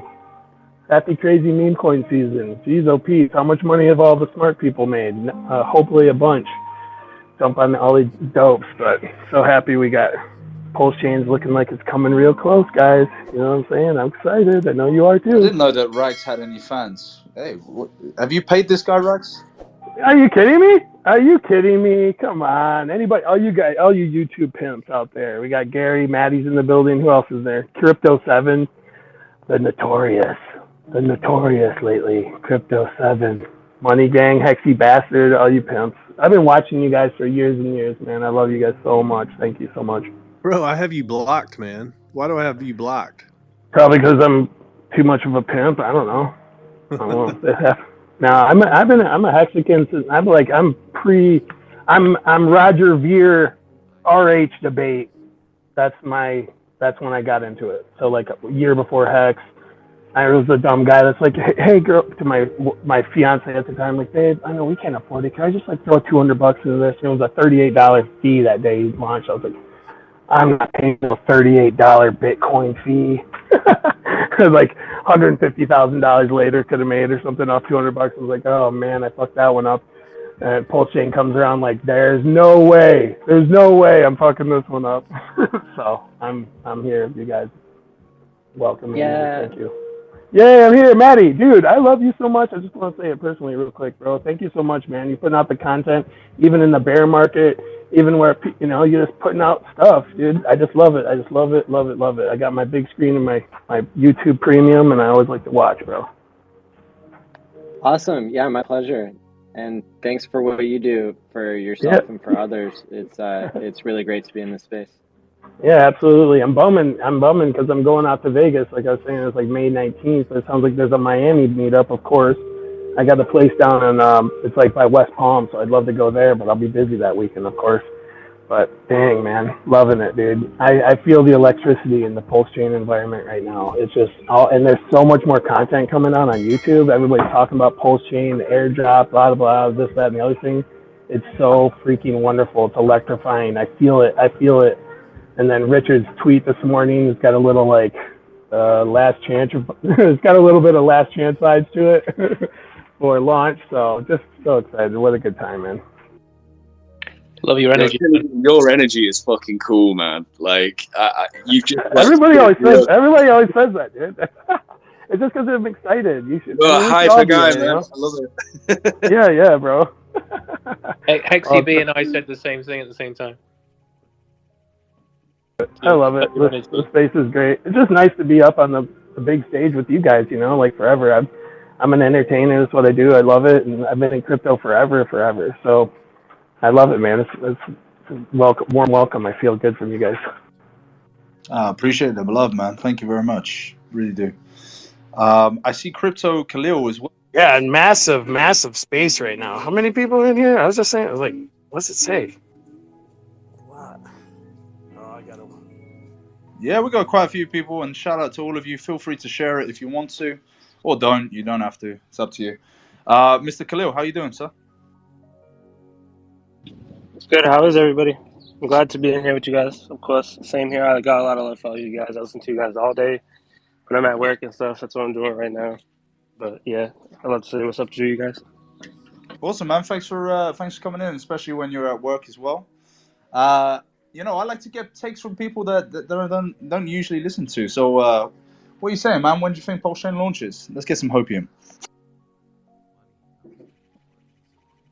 Honestly, on Crypto 7's poll, I voted that it would come out next Wednesday, the 14th. I think it's within days. Like, it could be this month. Like 80%. I'm kind of leaning. I want to hear as well. Have you got a strategy? Have you got something that you've planned out? You know, it's been a long time in waiting. Loads of people in this space have different strategies, so I'm interested to hear what kind of strategies do you have? Well, kind of based on the fact that everybody is kind of banking on the fact that more people got into PulseX. PulseX is not going to do like a 95% dip, but it's definitely going to dip more in comparison to PulseChain. So I think initially the play will be to get immediately into PulseChain and then see from there. Honestly, it might drop like half a bag, or I don't know. We'll see what the numbers look like, but I think over time then start to accumulate PulseX and then just kind of ride it out. Not do like the trading game or nothing like that. Just get in. That sounds pretty solid. One of the things I wanted to bring out actually to everyone in the panel, and I want to be interested to go one by one. I was, Johnny Chaos was talking about how obviously which performs the best, and in the next bull run, which do you think performs the best out of the three? PulseChain, PulseX, or Hex? And give me your reasons why. I'd be interested to hear the speakers' opinions on this. I got to put some PulseChain Hopium. That's the title of the space. Which performs best in the next bull run? Are we going to see more gains in PulseChain, PulseX, or Hex? I'm interested to hear your thoughts, guys.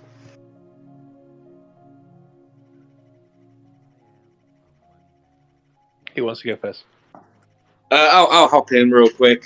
So I think what's quite likely to happen is that all three of them will move pretty much at the same rate. So they're all going to be pretty thickly bonded with the liquidity. Now, really, then the question would be like, what dips the hardest and what's like the best price or the best bottom that I can catch? I would actually say that PulseX might be the one that surprises everyone, because that one, everyone's anticipating that's going to dip down quite hard on launch anyway. So if you catch the bottom on that, then the prices return to some kind of parity. You've got the built-in buy and burn feature on PulseX. I'm actually like quite bullish on PulseX being the best out of the three on the next cycle, just purely because of the built-in buy pressure from the buy and burn, and everyone knows that PulseX is going to have a ton of volume going through on it. So if you can catch that bottom, oh god, that will be your 10,000 Xer, I think. Yeah, I'm gonna I'll kind of parrot what he says, but when you look at 2020 and 2021, when all of those decentralized exchanges launched, one of the common themes that you saw in 3 to 6 months, I think that you had some of those dexes shot up 500x, some of those dexes shot up 50. I think when you average 5 or 6 of them that launched at that time frame, you're sitting at like 150 to 200x. And again, some of those are in 3 months. So I think that there's a lot to be said about how PulseX performs during bull markets due to the volume, due to the trading pairs, due to the buy and burn. I really see PulseX shining in a bull run, and I see PulseChain in the long run. I think PulseChain beats it out. But if we launch anytime here in the next 3 or 6 months, and then we go into a bull market 2025, 2026, I think PulseX does very well.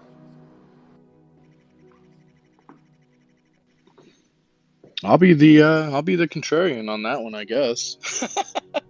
So love all the opinions on everything, but Just from the overall standpoint of the mass view of crypto outside of our ecosystem, the hexicans, pulsexicans, whatever you want to call us, DEXs have never outperformed the layer one. And everyone's going to be of that same opinion. Yes, we understand the buy and burn. Yes, I understand that there's mechanics behind it. But because of all that, there's also the idea or notion that layer ones have and probably will perform better until it's proven otherwise. My stance is PulseChain will outperform PulseX, will outperform Hex, and then eventually you just want all of them because they're all going to do really fucking good. So like at the end of the day, one does 100x, one does 1000x, one does 400x. Do you give a fuck? No? Cool, because you should have all four in the first place anyways. That's always my stance. But to reiterate, PulseChain will, in my opinion, outperform because the overall notion in the entire crypto space, if you go to any influencer, any person, or anyone who's ever been in crypto and say, you can have a chance to get PulseChain, copy of layer one, fork of Ethereum, or you have a chance to get a DEX, fork of Uniswap. They are going to go with PulseChain and say, which one would you rather put $1,000 in and see which one's going to do better? Most are going to say PulseChain. And I'm going to base it on that exact stance, that if we're trying to get the mass and everyone's going to have the ability to get the copy in their wallet, and you can literally say, hey, you just have to switch RPCs, guys. Go into your wallet and change it to PulseChain. You don't even have to switch it. Just go and connect to PulseX. It'll do it for you. Super simple. Then you see all your coins got copied. Oh, yeah, you need it to transact on the network. Oh, okay, cool. I get it. It's the gas fees. Yeah, it doesn't cost that much. I understand. But at the same time, they're also going to be liquidity pairs. And a lot of them are going to be paired to PulseChain. Just like a lot of pairs are tied to Ethereum right now. A lot of pairs are not tied to Uniswap or any of that. So I'm going to go based on that. All those logics right there. Go ahead, Gary. Yeah, I don't think there's any hard line. What I would say, is what clothing do you wear? Why do you wear the clothing that you wear? Maybe you wear a power suit. Maybe you wear a very expensive jogger. What do you wear? And that's because you're social signaling. You're signaling to other people your personality, your identity. You're signaling. And so if you believe in PulseX, you're probably going to gravitate to the audience will gravitate to you that believes a DEX. That has a buy and burn feature, that has a low transaction cost, that has all the different tools of liquidity providing, and you're probably going to speak similar language because you're wearing the tracksuit, and people with tracksuits are attracted to your identity or your message. So that's kind of an analogy I would say. If you think that PulseChain is going to surpass, that probably means that your bags and your bet is bet on PulseChain more so than other things. And your reach will be probably to the audience that hears the same message and resonates with you, right? So they're wearing the power suit, or they're wearing the logic that no DEX has outperformed an L1. However, it seems to me that it is like saying these are apples and oranges when you're talking about a shark and a tiger. You've never seen a DEX launch at the same time as an L1. You've never seen all the things that have been built are basically ready to go, maybe even launched on Ethereum, as far as the liquidity forks, to basically have a lockup mechanism and a yield narrative themselves. You have never seen this economic potential because it is effectively synchronized. It's synchronized about, some people inside of our community are wearing a very expensive Gucci suits and Gucci track suits and a ball cap. Some are wearing different garb and speaking different vocabulary. And they're going to have, they're basically either reproducing the language and the identity that they've seen and it resonated with them, so they become their own reference for new audiences. So how many people are coming over from Ethereum? We don't know. Like, everybody that has actually a maximalist position in Ethereum, very maximalist, how many ERC20s do you think that they hold versus their core L1? I don't know. There's no way to really measure it or even to estimate it. But I can say that PulseX seems to have more attraction for more of the economic trade of Ethereum than the Ethereum only. Ethereum holders that are maximalist position, are you speaking with them? Do you already have foot in that camp? Did you come from that camp into a different camp and say PulseChain is collaborative instead of competitive, right? Do they think do Ethereum maximalists think that you are direct competition and threat, right? So these are so ambiguous because all that really matters is not who's here. All that matters as far as your ROI on the speculation of any three of these things is who is not here yet and will they be here. So it's the potential of what may happen versus who's here right now. I think that Hex as a product is amazing, and I think that getting to hundreds of thousands of stakers is a great narrative, and I think that there's a lot to be said about the auto balancing aspect of the code as far as how many people are getting APY at what percentage based on what's liquid, right? What's staked versus liquid. We haven't seen that play out to high numbers since launch. I think at launch it was in the 30s percent or so was staked. Maybe for a single day for big payday, 100% was staked, but like it's hovered, right?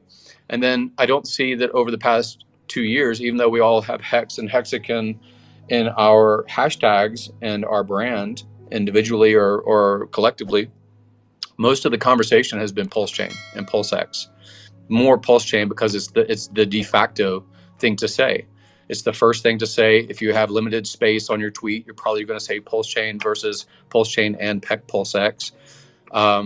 So who knows how it's going to play out? I think that the design of PulseX has the potential to engage more of Ethereum's network.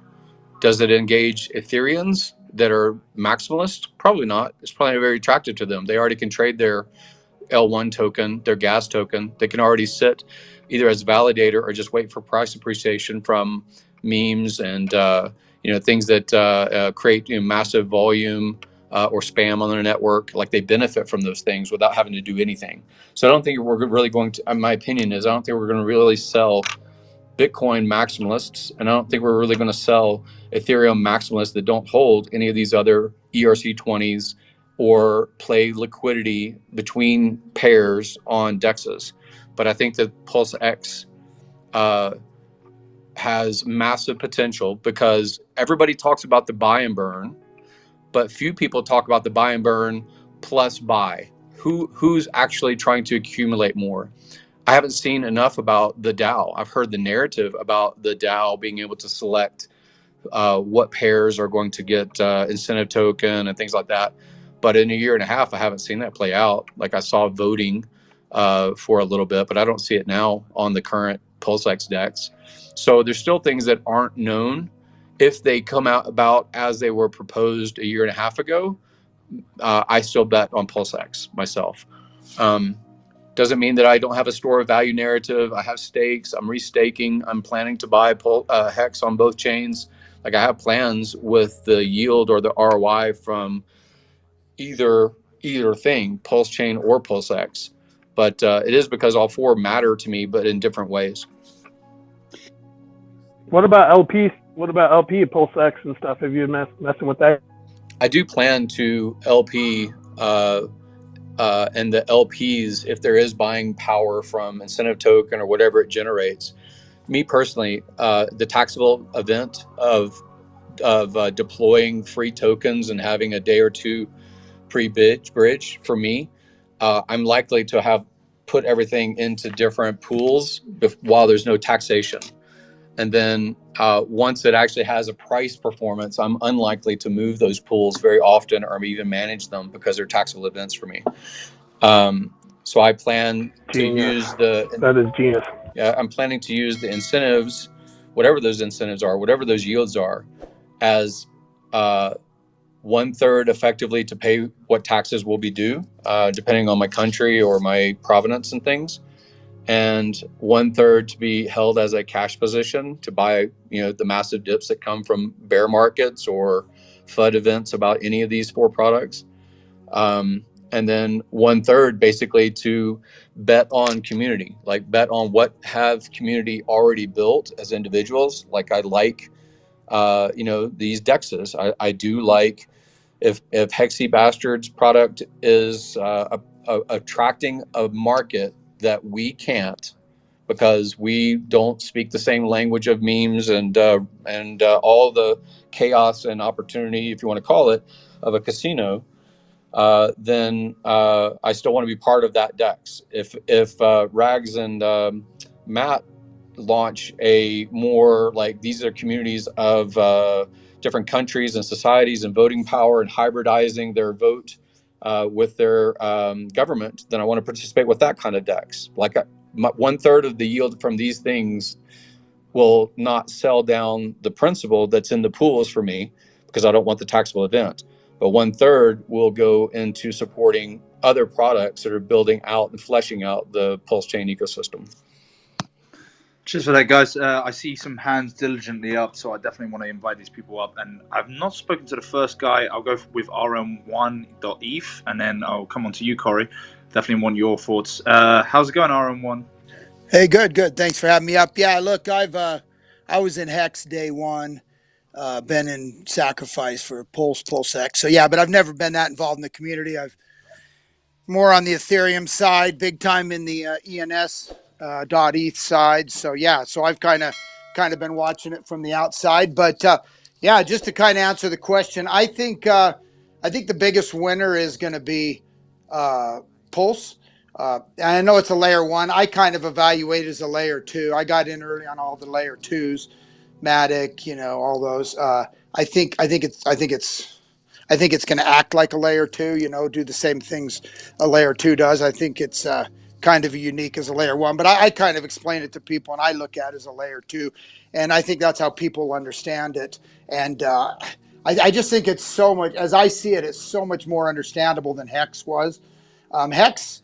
Hex did great. Obviously, a lot of people missed it, but I think a lot of people just never got it. Never, even I being in day one, I didn't think it would do really the 10,000x that it did. But I think so. I think Pulse. I think it's needed right now. You look at the gas. I mean, I hope it launches in the next day or two, but I guess it'll launch when it launches. But man, right now with the gas fees high, and the advantage I think is that it's decentralized. Where all the layer 1s, if you really look at them, they're all pretty centralized. So I think for people that really understand, to have a fully decentralized layer 2, or it's really layer 1, but I think that's huge. I think people are going to get it. I think a lot of big influencers who missed Hex have big bags. Now we see Ivan shilling a little bit, but I think a lot of the other guys have big bags, and at least a few $100,000 sacrificed for it, because they had the money. It was during the sacrifice phase. It was during kind of a bull market, and we all had a lot of extra money, a lot more than we do now. So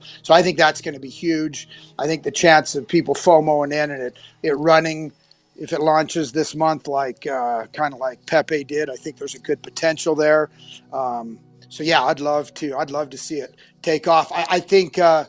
PulseX is going to do great too. I mean, especially with the burn mechanism. I was in early on, 1 inch, Sushi Swap, Uniswap. Obviously, those are great. I think this is better, and it's got that burn mechanism. I think that's going to be big. I think everyone gets that. It's smooth as hell. But I'll tell you, I'm getting more and more excited about the yield farming. Those of us that were just killing it back in the DeFi days of a year and a half ago, having huge days every day. I think this kind of brings that potential back. My strategy is probably just to play the PulseX Pulse pair heavily, and just watching that ratio. I think that'll be maybe not immediately, because we don't know, is it going to be Pulse to PulseX? It's going to be 20 to 1, like a lot of people believe. Well, right now, it's little under 4-1, whatever. But I think there's going to be some huge opportunity there. If you just watch that in permanent loss, I think a lot, and I'm planning on just selling it, to be honest, that ink token, that incentive token, because I think a lot of people are going to want to get it because they're going to see the higher yields on the, the ink PulseX, like what we have now. I think people are going to be attracted to that, but I think it's going to be a lot more volatile. But I think there's going to be some big opportunity. But yeah, I'm excited, man. I'm excited. And, look, I'm not looking to unload my bag till it's about 1,000x, or I'll just sit on it, my PulseChain, PulseX, stuff like that. So I'm not in any hurry what it does, up, down. I'd love it to come out.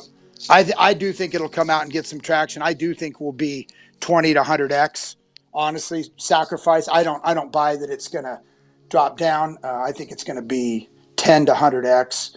But I'm not. I sure as hell didn't sacrifice for 10x, 20x, even 100x. So I think a lot of people that are going to hold, based on what Hex did, and I think this has potential of doing a lot better than Hex, just simply because it makes a lot more sense to people. So, and I think Hex is going to hit, $2 to $4, maybe even more. But I don't think it's going to.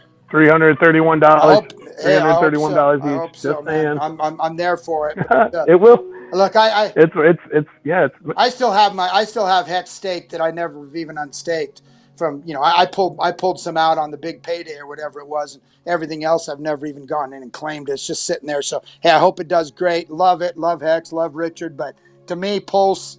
It's going to be real good on PulseChain, Yeah. bro. Oh, yeah. You can buy $70 transaction fees. Yeah, look, there's a lot of He's sick today, there's doesn't stuff it? that's never happened. So, but that's me. I think PulseX is the big winner. PulseX, and I think if you've never done a lot of DeFi, I think this is going to bring the heyday of DeFi back for a few of us, at least for a few weeks or a few months. Man, I'm stoked about that. I'd love to be cashing in 10, 20, 30 grand a day. I think some of us will be, and I think it's going to be great for everything, but it's good for Ethereum, man. We need to take some of the load off. And I think, man, I think it's, I can't think it's not every bit as good as Matic or Optimist or ZK rollups, any of that stuff. I think it has to do as good as all those layer 2s did. And I think it's better, and I'm here for it. So I'm pretty pumped. I'm getting bullish. Yeah, I'm hoping it launches soon, but it's going to launch when it's going to launch. So anyway, excited to see the space. I'm getting so pumped up about it. The more I play with the testnet, that excited to see the spaces and everyone talking about it. And look, millions of Twitter. The other day I saw Richard Hart #RichardHart win, PulseChain and PLS all trending on the front page of my Twitter. You know what I mean? But on my crypto Twitter anyway. So that's pretty exciting. It's bullish. We didn't have anything like this. Look, we had nothing like this when Hex launched. There was, nothing. Not that many people knew who Richard are. Everyone, more people thought it was a scam than thought it was legit. People who didn't understand Richard. We had nothing. This is 1,000 times better. And I think there is a slight chance, if the momentum's right, that we come out at 100, 1,000x. Early within the first couple of weeks, and hey, if it goes sub sacrifice, great, we'll all buy it. I don't see that happening personally, but I guess we'll find out. So yeah, thanks for having me up. Excited to be here. Appreciate it. Just real quick, sorry, Money Gang. I've got to jump out. Just want to say thanks for having me on. Appreciate you running the space. Shout out everyone all the speakers and everything like that. And wish I could be there on Saturday, man. But father duties and all that shit. But peace, guys. Have a good one. Enjoy yourself, Hexy. Appreciate those thoughts there as well. I see that we got some new speakers in. I'm going to come on to Corey in a second. Just maintaining the space as well. Chuck your hand up. I see a lot of people have been waiting. So I see a lot of people coming in. Just chuck your hand up as well if you're wanting to put your thoughts. And I'll kind of structure it that way because I know that we've got a lot of speakers and a lot more people coming up as well. Corey, I really enjoy you and Dane's fresh takes on it. You say often on stream.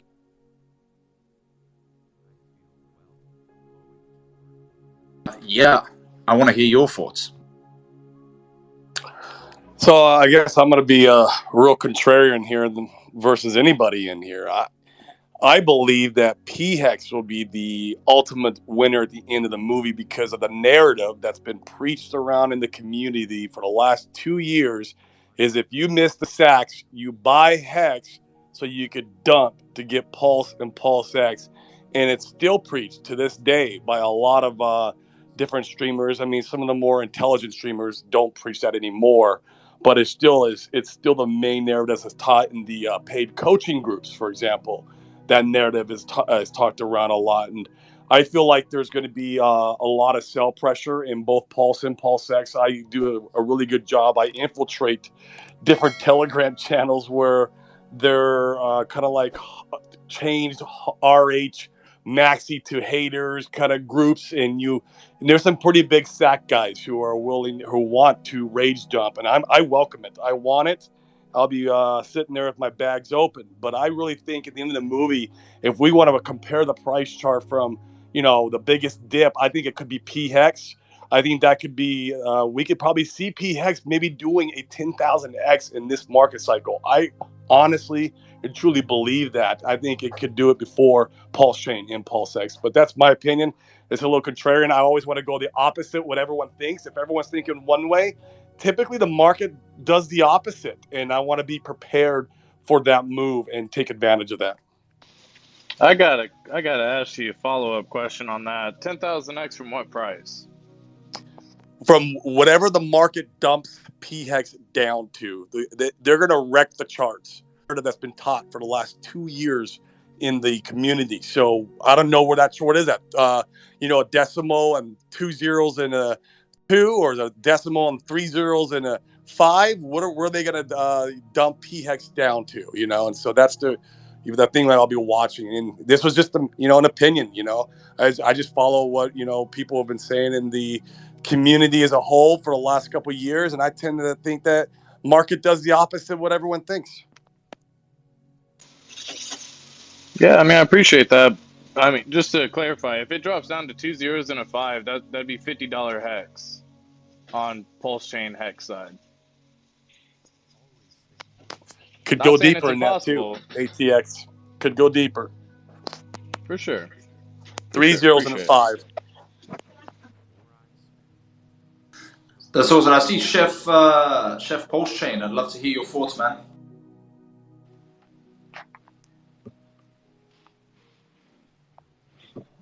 Oh, I don't think we have anything coming out. Hello? He's not speaking yet. Yep, can you hear me? Be closer to the microphone, Chef. Hold on, give me 1 second. I'll come back to you. I see Elliot's just come into the space. How you doing, sir? Very well, thank you. So what's your thoughts, man? What's been happening? I'm quite new to the space, and I really want more input in what people think are going to happen, because I've got a lot of sacrifices and I'm not sure quite what to do.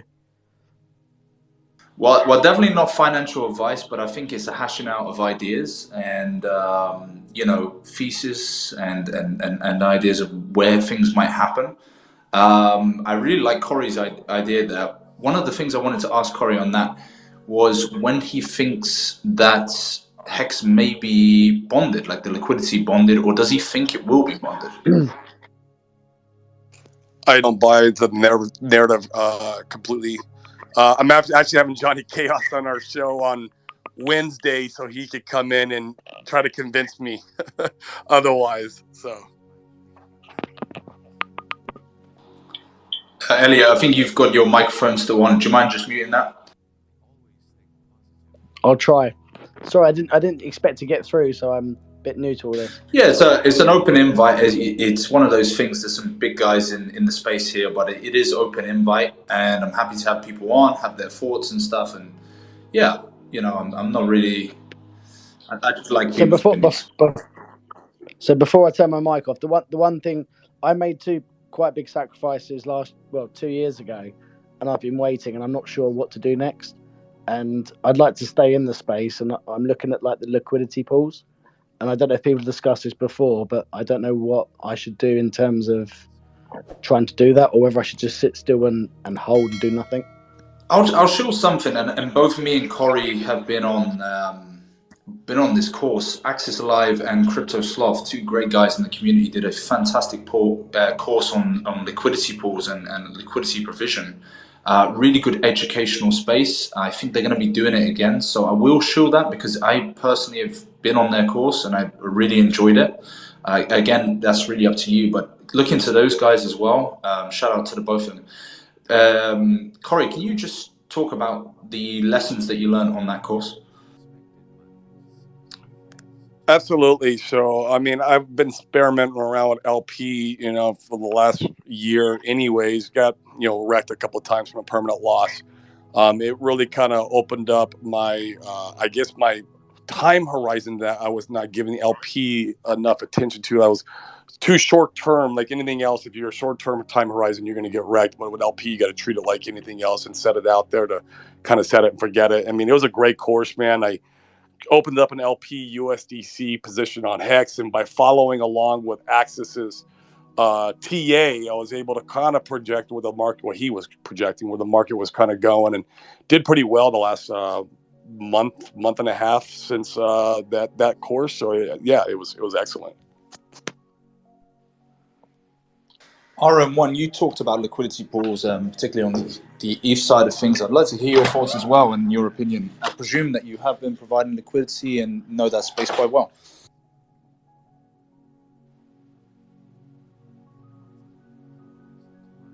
I don't think he's heard me. Okay, no problem. Matty, love to hear your thoughts on where things are going and what you think succeeds the most in the bull run. Yeah. So I mean, I'm excited about all the different products that Richard Hart has created. My prediction is that it'll go up more than people expect and down more than people expect in terms of like your actual, not your imagination, but your actual emotional capacity and what you do with your fingers pressing buttons. And for me, I know that even a 10x in my sacrifice would be money that would, send me off to the races. And so basically, that's why I'm going to be doing time locking, because I know it's going to be too much of a punch in the gut when it goes down 80% someday, and it's going to be too much of a thrill whenever it goes up 10x, multiple times perhaps. And so, buckle up, not only when you're staying out of car accidents, but also buckle up when it comes to the emotional ride that I predict we're going to see here. PulseChain and PulseX, PulseChain coins, PulseX tokens, HEX. These are not stable coins, right? So just prepare yourself, and then also stay away from scams and hacks. You never share your seed words with anybody. You try to use a hardware wallet. Just do whatever you can to get into the security spaces on Twitter with Papa B and Hex Hangout every other Thursday night here in America. But I really think that there's a lot to look forward to. I'm really excited about it. Almost, I would say, too excited. So that's why I have a plan in place.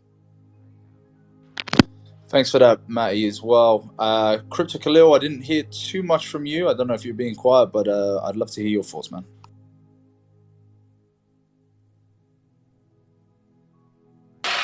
Wait, was I who you were just talking to like a few minutes ago? Yeah. Oh, my bad. I was talking to my manager. Still got the 9 to 5. But what do I think is gonna happen within like the next month or so? Yeah, man, I want to hear your thoughts, bro. I mean, I think we're gonna do like what a lot of people have been saying. It's gonna be a stealth launch, and I think like everybody else, like if we don't launch within like the next week or two, we're definitely gonna see a huge dip. I don't know about below like 3 cents dip, but we're definitely gonna dip a little. Price is gonna go down probably now 20%. So, and then we're just gonna have more time to accumulate. Hopefully, ETH fees go down, and yeah, I think like it's kind of good that it's been delayed for a whole nother year, because we're obviously like people like me who try to like learn more, grow with the community more, so we have more time to do that, and there'll be less fuck ups when the actual thing launches. You know what I mean? Yeah, 100%. One of the things I wanted to touch on actually, and I'll make a note of this, is it first came to my attention from ATX, so shout out to ATX. Matty was talking about security and keeping your wallet secure and being really careful of scams and things of that nature.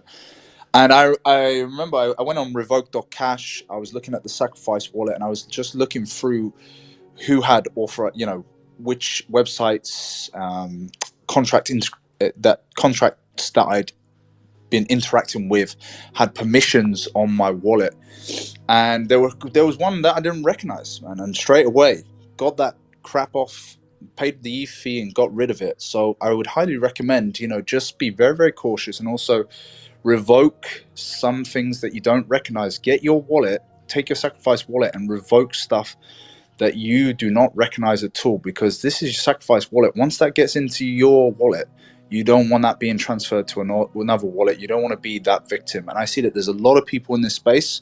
I really want to highlight that make sure that you're protecting your wallet before PulseChain launch, because we are very close to PulseChain launch. I really do protect yourself. I see that we got some new guys coming into the space as well. BPK, I think it is. Yeah, Das Bomb. How you doing? Oh, good, thanks. I'm just listening in. I'm not new though. I'm old new. I just usually never join the spaces, but I've seen it recently. Didn't work for me for a few times. Now it works. You sound kind of German, maybe, from that end. Yeah, you should ask Papa B. I'm very German. Cake. No, actually, I'm Russian. I have Ukraine-Russian parents, but I lived in Germany for like 20 years, then in Paris, and now in Portugal. So I'm moving around a lot. Awesome, man. I hear good stuff about Portugal. It's definitely in Europe becoming kind of like where a lot of the crypto guys are going. That's the only place to be left here. Well, yeah, you can still be in what is it? Not Estonia. Russia. Estonia is also starting to be bad. You have Slovakia, which is kind of still okay. No, sorry, not Slovakia. Slovenia, which is kind of still okay. You had Ukraine, which was really good until the war broke out. You have Belarus, so white Russia, but they have the ties to Russia, so it's not really ideal if you want to be in a safe country. And then the only thing that's then left is Portugal with good crypto taxes and the good like living situation, good weather, safe, secure, and so on. I see Mitch coming into the space. He's got his hand up as well. Welcome up, Mitch. How you doing, sir? Hey, great. Thanks for letting me grab the mic right quick.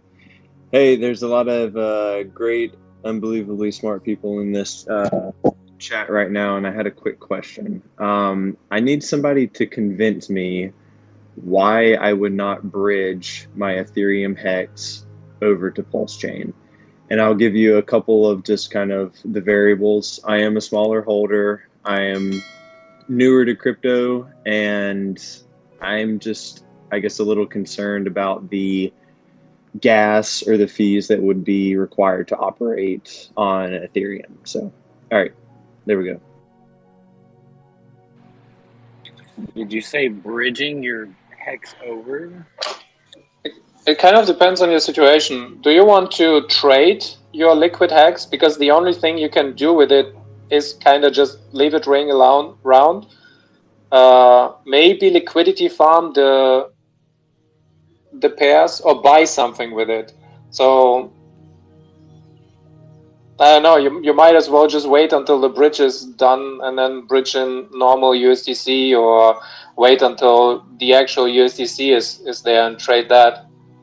It's because every time somebody wants to buy that EHEX, he would have to bridge back. It seems like unnecessary extra steps, because you cannot really stake it on Pulse.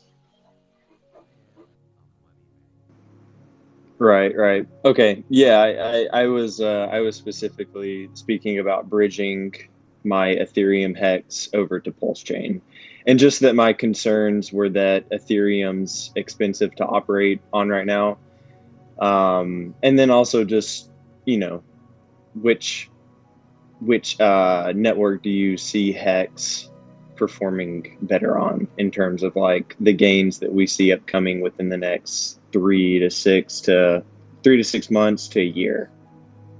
Well, I think it is a case where, you know, Corey has a different opinion, that he doesn't believe that liquidity will be bonded by the OA, and then there's a lot of guys in this space that would say that it would be. So I personally think that there will be value on both sides. I don't believe that RH has said it in the past that he doesn't want cheap hex on either of the two chains, and maybe other chains as well. ATX, I see your hand is up. I'm just going to quickly bring you up as well. Go ahead, man. Oh yeah, I mean, just to help clarify some things. So like at the end of the day, like you know, you said convince me, you know, it's one of those, no one's here to convince. Just want to share insights, information, and everything like that. So if at the end of the day you see Ethereum hex reaching $2 to $5 by 2025 on the Ethereum side, forget what it does on the PulseChain side. Is that advantageous and beneficial for you? Yes, then cool. Holding liquid doesn't matter if you're holding liquid. The fees come into play when you start staking and ending your stake. So if you're not planning on staking and holding liquid, I would probably hold liquid myself, right? And then what you get copied over onto the PulseChain side for your pulse or your hex on PulseChain, do what you will with it, whether it be swapping into different tokens, whether it be staking on that platform, whether it be doing what you will there. But I just wanted to help kind of clarify or answer that, I guess, because at the end of the day, you know, if you're not staking, gas fees are a zero factor. They don't matter, right? Like, what does it matter to what gas fees are if you're not staking? And so if you're a smaller bag that's not staking and you're holding liquid, again, hold liquid, right? To answer questions on liquidity providing that Elliot was talking about earlier, you can provide liquidity in a beautiful situation, but if you've never provided liquidity before ever on any network, I would start small, and that would be my course. We can't hear you anymore. Direction.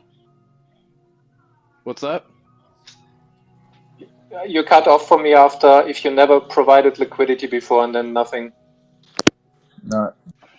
Oh, okay, cool. Yeah, so if you've never provided liquidity, then I would start small, right? I would start with like 5% of your bag. If that's not much, learn some liquidity positions, learn how it works. Pulse X is going to be copying over Uniswap v2. What that means is you're going to have to provide both pairs of equal amounts on both sides. So if you're providing $1,000 worth of liquidity, you need $500 on one side and $500 on the other side. If you're going for a long time, that's where you can potentially take those tokens and put it into a yield farm. You can then farm those tokens and earn even more rewards by doing so. And by the time everything's all said and done, you can pull that yield farm out after earning some fees, and then you can actually have all of the tokens for LP and pull that out as well. You just want to be very careful when it comes to liquidity providing if you've never done it before, because you can't, there's a way to get wrecked. But again, start small, practice, test, figure it out. Definitely use testnet right now, right? Like if any of y'all haven't hopped on testnet right now, it's free. It's $0. It's no real world currency. Go play around there and go make mistakes there. So when the time comes for you to come over to the real network, I know everyone wants to be first, and I get the idea that everyone's trying to make like this play. I hear people say, you know, hey, I don't want to, you know, I wish it would wait to launch, or I wish it wouldn't launch. Like everyone wants to be first to do something. Like we're so freaking early. If you do anything within the first month of this new network coming on, you're going to be in a good position, right? Relative to years down the road. And so like, don't think you have to be first. Don't be the first if you've never done something before. Don't be that guinea pig. Let other people be the guinea pigs. And then once you see it all works, then let's go. But yes, please test. I cannot stress enough how important it is to test, whether it be bridging something over, whether it be bridging something from Ethereum to PulseChain. If you've never bridged before, test it. Don't do a whole big transaction for your first time if you've never done it before. If you've never cashed out before, test it. If you've never done anything, you test, right? If you've never staked before, test it. So that's kind of that was a crazy noise. I don't know, that was a crazy noise that I just heard.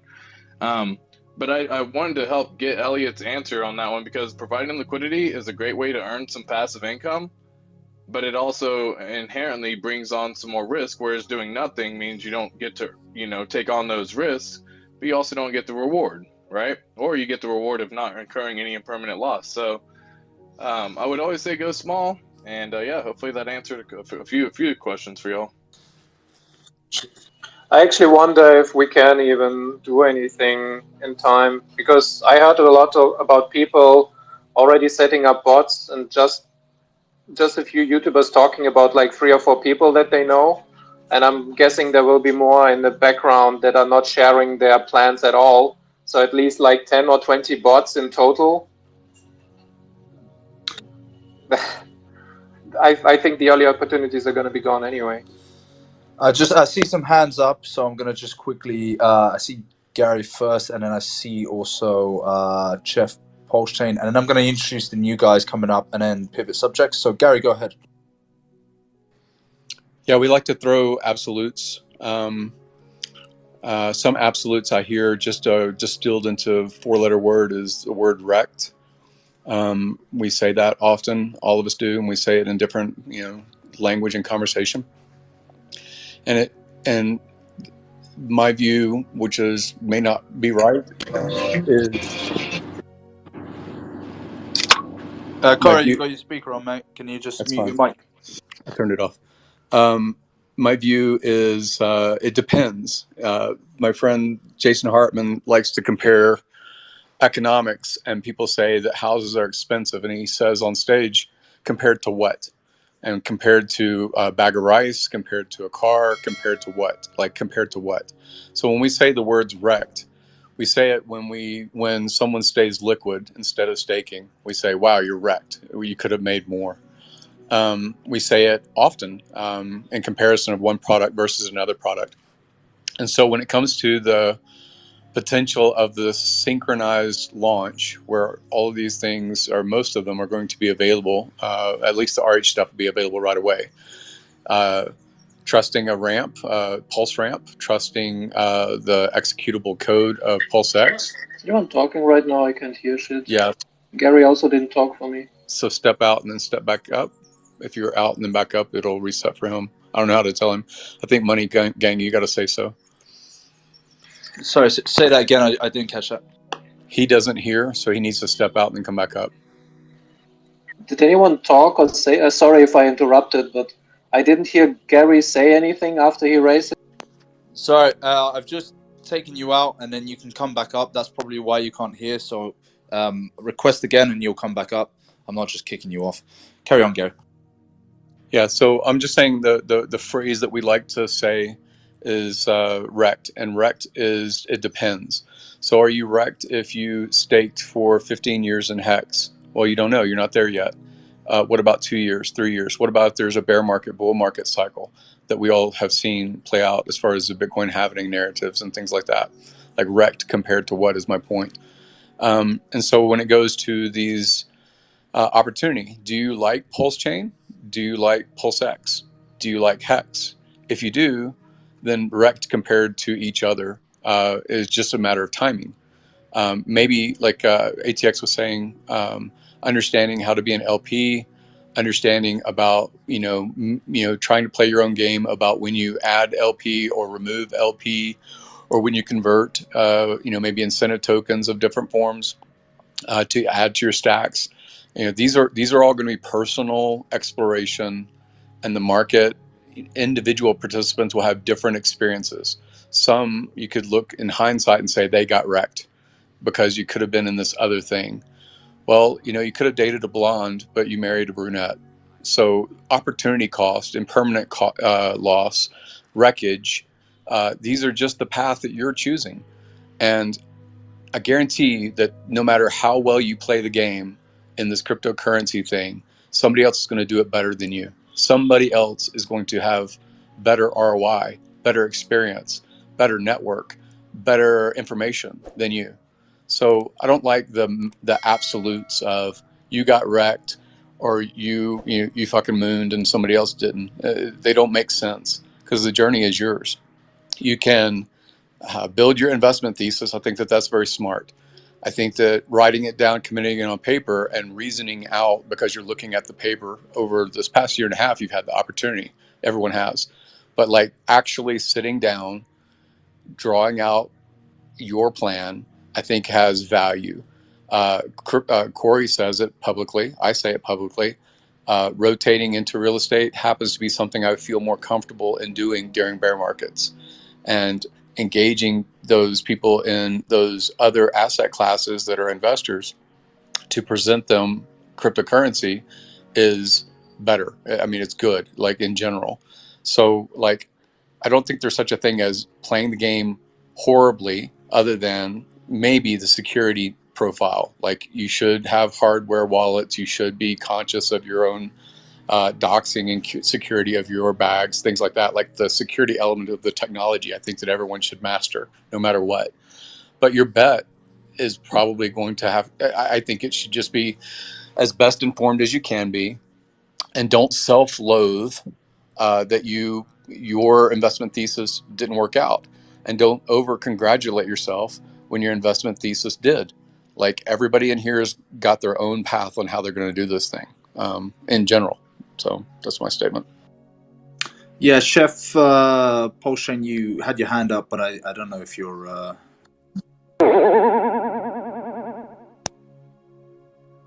Okay. I'm going to quickly... Hey, how's it going? Sorry, was that for me? No, that was Chef PulseChain. He had his hand up, and then I don't know if he dropped his hand. Yeah, sorry, I don't...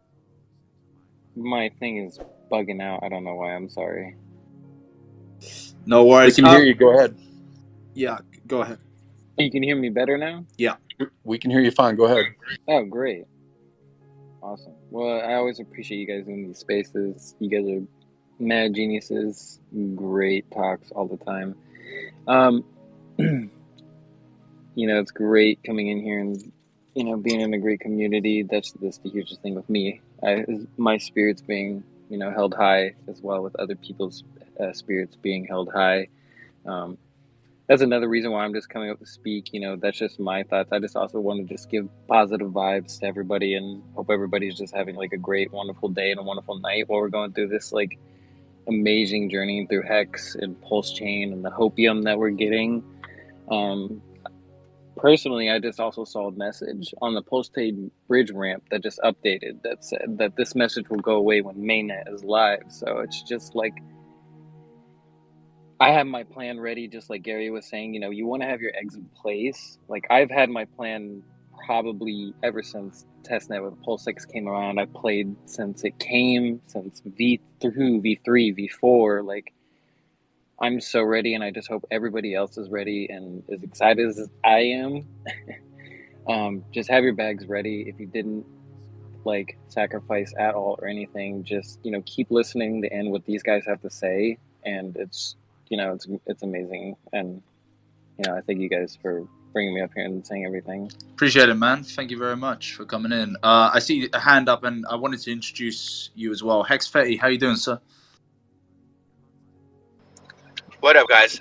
Thanks for letting me speak. I just want to talk really quickly on the idea of Ethereum losing value, or it's Hex on Ethereum losing value. So we see a tried and true system state that people have at least some of their economic energy invested in. So, and then we also see lots of other L1s coming up. And I think a lot of people share the sentiment that we are going to see competition for new layer ones coming up now after PulseChain launches, and especially, you know, in competition PulseChain. So all that's speculative. So if we wanted to speak on how a token will maintain its value, like maybe Pepe or any of these meme coins or Hex, which I would never put alongside those names, but I mean, other people might. It just means that a system, a chain that is, battle hardened and might maintain its value. It means we might not want to cross over all of our economic energy when we get our copies, because we're gonna get basically a free play, 2-for-1 on the PulseChain side. It doesn't mean you have to abandon the things that you already equivocate to having value. It doesn't mean you have to. I mean, these things are already working. So, speculation aside, and new technologies aside, and what we already, acknowledge, is being used. I mean, if we look at other chains in competition, I'll close with this. With Ethereum, there's nothing that really competes, right, guys? I mean, like, everything else is like a sideshow compared to, what we all acknowledge as the goat or what everyone is using. It's Ethereum. So yeah, it doesn't mean you have to abandon your Ethereum hex, and there's so many reasons if you go down any rabbit hole, to why hex is valuable, and let's say liquid. So as opposed to holding for a length of time and staking out, for any length of time, the price appreciation potential on any chain differs. They're different. They're not correlated at all, from chain to chain. So why would you abandon one thing that you got for free when, price might appreciate for different reasons? All right. Thanks, man. Appreciate you coming up. Yeah, there's some people who've been waiting, so I'll quickly say hello to them. First of all, the PulseChain, you've been waiting. How are you doing, sir?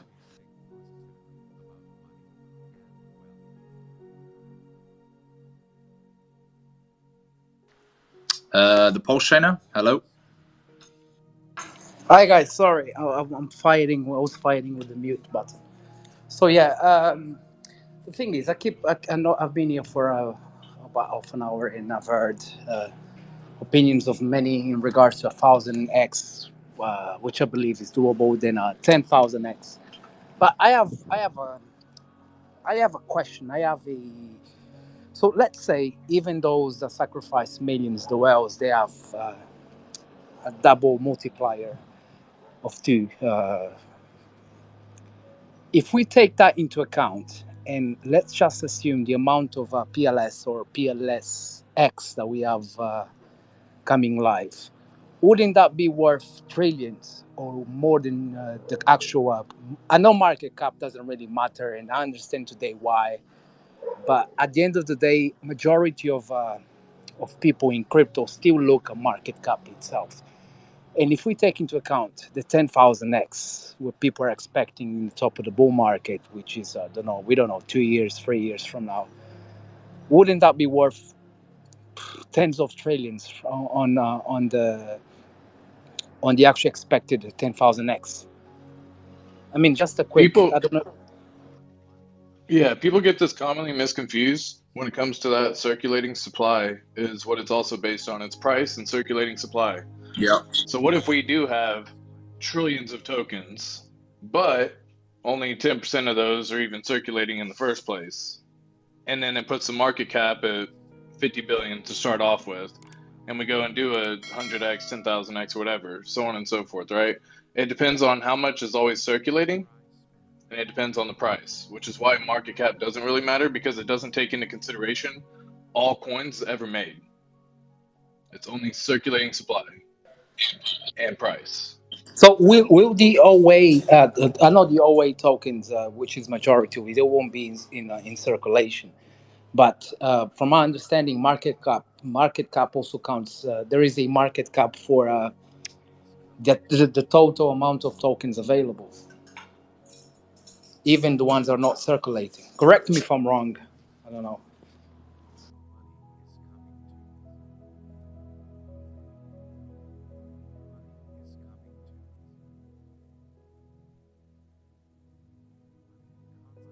Sorry, it just broke up for me. Can you say that again? No, I meant the OA. He owns the majority of the coins, 80 to 90%. In market supply, when we look at other projects, we have market cap. We have two market caps. We have the circulating market cap and the total market cap. I'm talking about the total market cap of the project itself. Where are you seeing the total market cap at? Like, name a website you would look at total market cap. Yeah, are you talking like on CoinMarketCap or CoinGecko or something like that? Yeah. There's no website that I'm familiar with that shows total market cap that the majority of people would look at. So I would like to hear what market cap you're seeing that we could see total market supply, total market cap, total coins. So I guess that's fair. I mean, it's just something I had in my mind of trying to understand it better. But looking at it at that point, I mean, just the circulating supply. But even if we do the maths, 10,000x if we can go to the lowest as the ones that got a bonus multiplier of 2, let's say at suck rate to be 0.405 times 10,000x, and times the amount of the 10% of coins that are circulating. I don't know. That would give us what, almost $1 trillion market cap. I'm just doing a quick math here on my phone. But I think what you're going to hear from everyone most likely is how market cap doesn't matter other than marketing. Like the general public might latch onto a number like the value of United States real estate is 10 quadrillion to the moon times a Googleplex. Like it's a number and it doesn't mean anything because it only matters what is available for supply at the time that a buyer is trying to buy. And it only matters what is being sold. So like you can say it about anything. You can say it about, you can say how many shares of Tesla stock are times per unit, but it doesn't matter because those things don't sell all at once, just like real estate doesn't sell all at once. And both the capitulation of the 10% of liquid people that have HEX or PLS or PLSX or any other token could drop the market to zero because the OA may or may not buy up the supply when it comes available. So like these things don't really matter. I mean, they're conversation pieces that have been going on for years, but they don't really matter. Just like the diamonds, you buy a diamond for a girl, you buy it at retail because that's what's available to you. You're not going to the diamond cartel and picking out of a tray that's unfinished. You're not doing it. Most people aren't. And you don't even calculate or consider at your point of purchase the diamonds that are still inside the volcano. You don't even have an idea of the inventory that's geode form and uncut. It doesn't matter to you then. Why does it matter to you now? Yeah, and I find market cap, it isn't a great metric because the market cap of a crypto misleads so many investors. It really only reflects the last transaction, like multiplied by the circulating supply.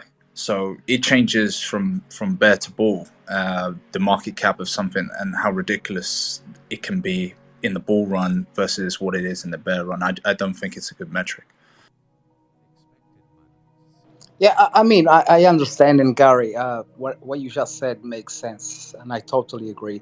But as you said, market cap is used for marketing purposes, and all of us at the end of the day, we're here to do a marketing job on the project that we believe in, on the Richard Hart ecosystem, and then, of course, majority of crypto owners, I wouldn't say. I would say most of the crypto owners or people that are within the crypto system, 80 to 90% still look at market cap. Today, I understand that market cap is OBS. I mean, it makes no as MoneyGang just said. I mean, it makes no sense at all. But The thing is, majority of people in crypto still look at market cap. I hear you. And if I hear you, you. So I just looked Let at. me finish this a little bit. Everyone here that's speaking spoke baby talk before, and before that they didn't speak at all. So I hear what you're saying about like everyone looks at market cap, but that's not true, because you just heard from this room that we don't look at market cap. So it means something different to people that have added to their vocabulary or added to their understanding of the crypto space. So yes, everybody finger painted probably, and everybody spoke baby talk that was not intelligible, or didn't communicate an idea until they evolved their language. And so it's the same thing. Like if you're saying that everyone's looking at CoinMarketCap ranking, you are reinforcing the fact that everyone went to preschool. Yes, I'll agree with that, but that isn't the majority of the existing market, in my opinion. I haven't talked to everyone that holds a token or an NFT. It's just guesswork on my part too. So these are assumptions that are generalizations. And I just Hey, want you to can already, clarify Gary, something. you're right on this one. You Guys, can one at a time. see that Sorry, Hex is on. ACX, go first, and then BPK. Oh yeah. I mean, DOS Bone's always good. I just wanted to put some numbers into perspective. So removing the OA address, there was $670 million sacrificed for PulseChain. So if you want to just assume that number, let's just assume they all got about a 1.5x bonus. That would end up putting them at the ballpark of around $1 billion in total. So assuming that you have sacrifice price, which is 0.0001, and you get a 10,000x, that puts it at $1, which would be $1 billion market cap based on what you're saying right there. So I'm not quite sure the numbers that you're coming up with, but that's just assuming the sacrifice price of non-OA sacrifice. Assuming they got a bonus and assuming you get a 10,000x from where it was, on the terms of how the sacrifice metric system worked. That would be $1 billion. So again, we're nowhere near a trillion, but even if it was at a trillion, like you just heard many times, it's a metric that is either for marketing purposes or for just to get someone's attention. But at the end of the day, it can be whatever anyone decides to do. We've seen this change with Nomics whenever they listed Hex market cap at a certain supply, and then they decided to remove a portion of it because that was their idea, to remove a portion of it. And so the market cap lowered based on where it was, lowering into the ranks. But if you actually look on other websites, so if you look at like 15 different websites, they all show different numbers. Why? Because it's whatever they decide to put in. But at the end of the day, we all end up figuring out what the real metric means, and that's, does it have a good community? Does it have a solid quality product that we're looking for? And is it here to last, that I'm here to stick around? So I'm not looking at market cap for anything, because I could care less about whatever the market cap shows. How much of a position can I get in that asset? And then how long do I plan on holding it for? And what do I plan on doing with it? That's all that matters. That's it. BPK, you were going to speak. Go ahead.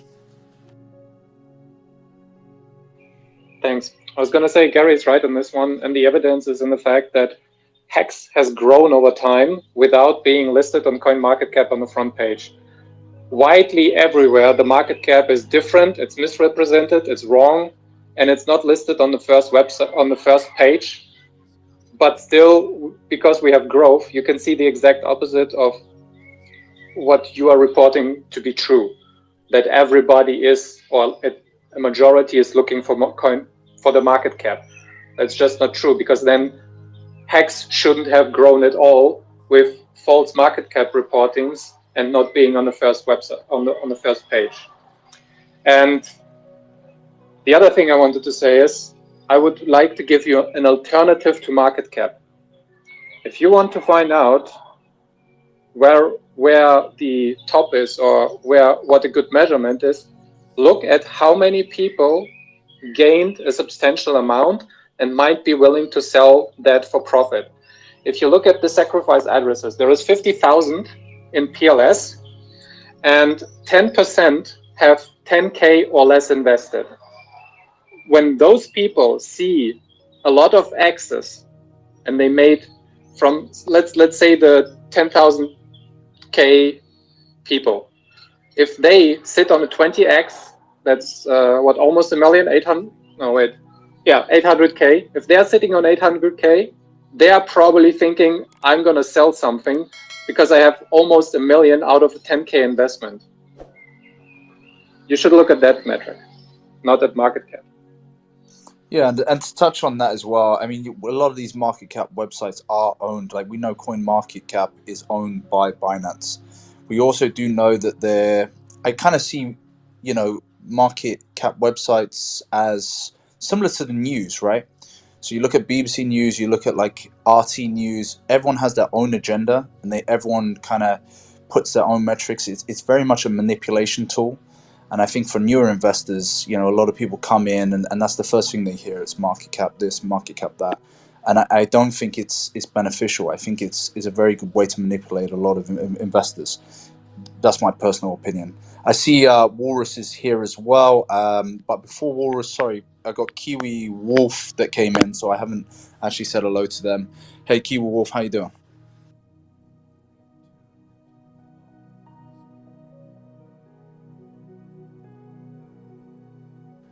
Okay. Walrus, how you doing? Hey, what's going on, everybody? Yeah, appreciate you inviting me up, brother. Yeah, I think just to kind of bridge some of the last guy's sentiments there, whenever we say market cap, and I think this is what Doss was alluding to, and also Doss, man, it's good to see you on Twitter, man. A lot of people who haven't been on Telegram haven't got a chance to hear the alpha you drop, man. When they say market cap, what they're really trying to convey is how much money is available to dump on my price, right? And that's what Doss alluded to with looking at some of those accumulation zones on some of that price. Is when you look at sort of like historically where market cap comes from these other legacy markets, like that's what they're looking for. Like, and that's, again, that's what Dawson into. How many people have made how much money that they might want to drop on top of me that makes me negative EV, right? And so that's kind of where you start until you get to some clarity.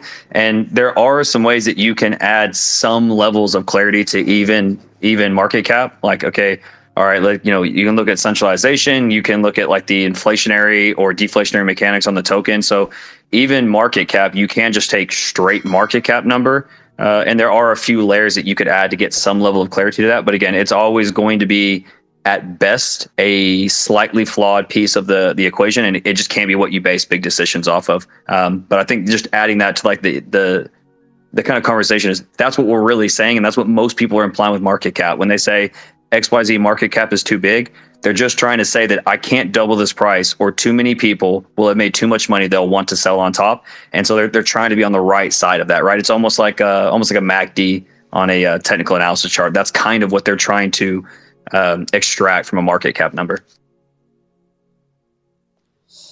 Boris, how's things going, man? I saw that you're at Consensus. I definitely would love to hear your thoughts on how the whole event went and how it was meeting up with a lot of people in person. How was it, man?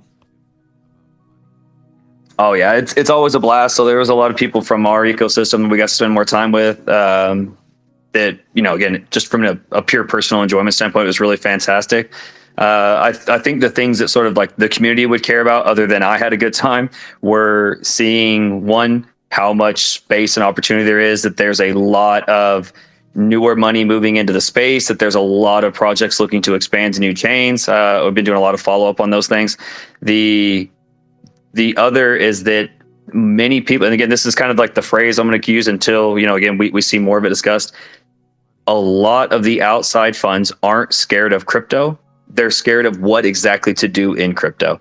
So from all the conversations from sort of people either sort of like new entries into the space, or big businesses coming in, or people who, a lot of it honestly too was people who provide different financial services, who are well off or run those institutions, who are now touching crypto companies, right? So if you're doing accounting or tax planning or real estate or XYZ, all those people are starting to get inundated with people who have done well in crypto. And so now their businesses start to touch, and now they want to come play as well. But I think so much times we talk about, oh, they're scared off of crypto. And we say it, again, just at a very high level. That's not what it felt like at Consensus. There are a lot of people who weren't scared of crypto. They just didn't know what to do. Like they get that's where the value is. They get that's where stuff's coming. we just haven't done. Again, part of it's immaturity, but just as a whole, there's not good vocabulary between those players yet, and there's a lot of space and opportunity in that market. So I think you would just say that there was a bullish ignorance, I think is a really positive way of putting it. Like there's a lot coming in, a lot going on. And I saw also recently you were with Gary Cardone, you were also with Patrick Bet-David and Adam Sosnick. I'm very interested to hear, like, what was the closed conversations like, and talking about crypto, talking about general life, but in particular crypto. Basically, the more personal version of what I was just getting at. So Gary is getting more and more bullish on crypto. Understand that's where to go. I think in a lot of his personal story and journey, he's kind of in a bit of a like, what's next for me? And crypto's the most interesting game in town. And so with Node 40 and a lot of the people he's brought around, he's a good sort of avatar for what I'm discussing on this other side. Is Gary's a savvy guy, doesn't really understand crypto, but he understands people and markets and how these things move and where there's value. And he's the type of person that we sort of should be looking at some ways of educating and bringing on, because again, there's a lot of value to be had there. Those people do move a lot of markets, and they're just honestly very enjoyable to be around.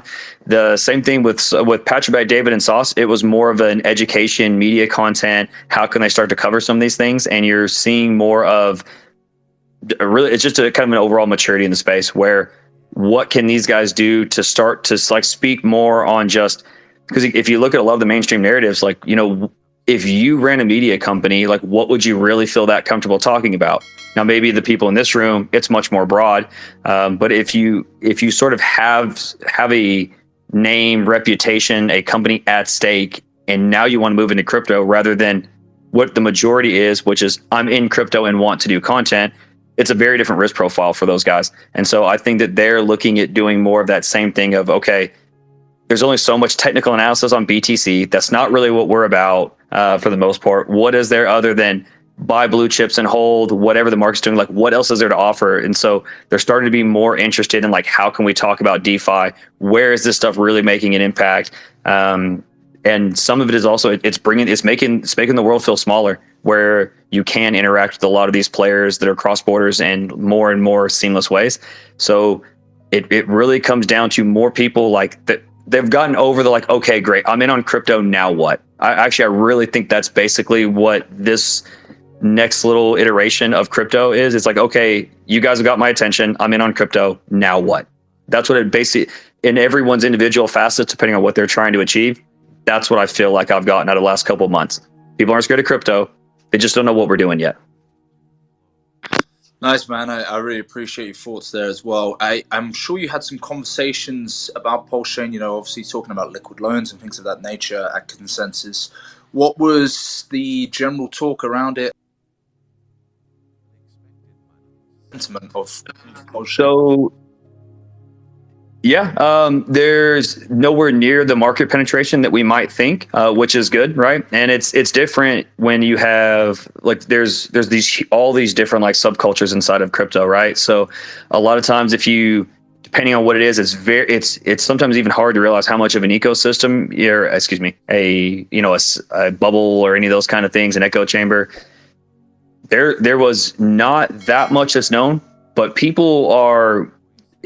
Again, because this stuff, it's hard to tell apart, right? Like, especially when you get into coding or some more technical discussions, these things are really complicated. So for many people that are, again, next to crypto and moving in, being able to speak in person and get a feel for who you're communicating with is a really, really big deal. And then I'm just better in a face-to-face scenario. So I found it to be really bullish as far as the discussions. People are interested in like, okay, there's a layer one, there's a lot going on. Being early, right? People feel comfortable about. So I think where we might have some leg ups that we maybe haven't really used that well as a community just yet. But it's probably because we got to get Chain live. But once we're live, people like being early and they like having different things to be involved in. So I think for a lot of people, and all these other projects, like come in, be bullish on PulseChain, get people in the ecosystem, and then you kind of have the suite of things we're doing on top, or PulseX or Hex or any of the other stuff that we're building to be the big benefactors of, including just the chain. So mostly it was just, unaware, but as soon as they get a feel, again, Gary, who I'm sitting next to, did an amazing job. Like, the whole community should give him a tip of the hat. There's a lot of space and opportunity for the chain, and it doesn't just mean, hey, go build code, launch a token, just content, trying to speak with like Cointelegraph and a few of the other like media companies on more stuff that's just in print or text. There's just a lot of opportunity. So people that want to get involved, do cool stuff, if you have something interesting, a background anywhere, like figure out how we can be positive, connect with the right people. Like, there's a lot to get done. I'm very excited. Yeah, go ahead, Guy. I just want to follow up with during that 72 hours traipsing across Florida, hundreds of conversations happened. Hundreds.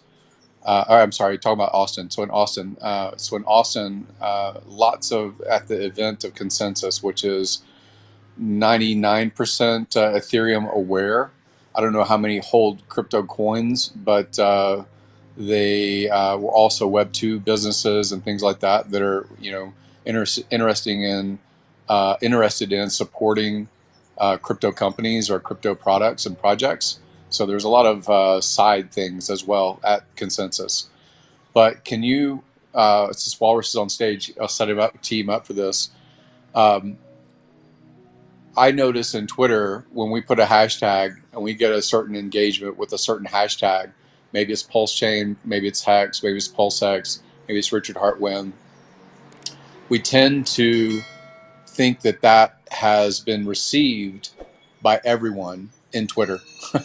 And out of the ones that would comment, maybe it's the crypto Twitter people that would have commented, and maybe it's the ones that either have a positive or negative view of those hashtags and what they mean to them because they saw it.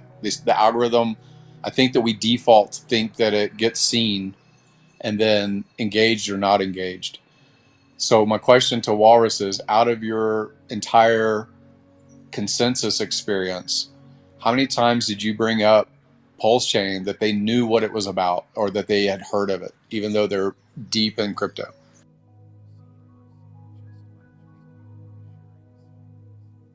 Three. And that's out of hundreds of conversations with people that are deep into cryptocurrency, specifically Ethereum. So that is the point. That's what I thought he would say, is it was very rare that people had heard about a full system state fork. And I remember that we had a conversation with the VC that's got, tons of capital, deals with Silicon Valley companies constantly. And they were absolutely shocked because of the sacrifice set, the value of the sacrifice set, not just of the RH ecosystem, but all of the periphery that are also building things intended for the chain. So what I'm getting at is, you think that we're marketing and you think that the message is getting out there. It could be so much better because we spent all of that time and we had hundreds of conversations between like 5 or 6 of us that were there. KG, Westcott, who else? Bobby H, News, just a lot of people that Crypto Heartbeat. Yeah, ATX, Crypto Heartbeat. Like, all of us are excellent speakers when we have engagement with a individual or a broader audience. But they didn't know. Like, they didn't know what is about to happen. They don't, I don't think that there's saturation of, everyone is expecting and knows. It's just the echo chamber, even of what we get in engagement on Twitter, that there's so much more population that will learn about what we already are planning to launch. So Richard has highlighted before that if you're going to speculate on something, what matters is how many people will know about a thing versus how many people currently know about a thing. So, something to consider. ATX, I thought you had something to say as well there, mate. Oh, no, I was just naming off Matt for Crypto RB, who was at the convention center too. Yeah, that was. I really enjoyed the content that come. I think I jumped on a live stream when it was Walrus and Crypto Heartbeat. So it was good to see that both of you. You're talking about the booth, and you were in there. You're talking about the sentiment, what's going on, the conversations and stuff. So I really enjoyed that content. One of the things I wanted to ask the audience, ask the panel, and guys, if you want to join, feel free to invite yourself up, and we will let you on. I'm going to be doing another probably 20 minutes and then going to be wrapping it up. We're starting to see a little bit more bullish sentiment in the market. Obviously, we've seen meme coins doing crazy amounts. We're seeing a little bit more Hopium. We're seeing a lot more movement of price to the upside as well. Things moving in the right direction. But what events do you believe will trigger the next bull run? And I know some people say, well, it's going to be PulseChain. Maybe it's the Bitcoin halving. Maybe it's the, how the Fed pivots and what they do. I want to hear your thoughts. What do you think will line up for the next bull run, the next tops of the next bull run?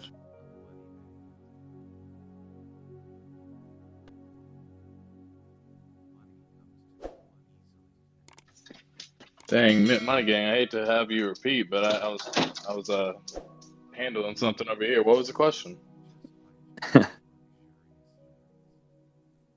Yeah, I don't know if it cut out. I was talking about what events do you think will be the major factors towards the next bull run? I would say that the next bull run is probably going to be 2025. What do you think the events leading up to it will be? Will PulseChain be a significant part of it, or do you think otherwise? Go ahead, Gary.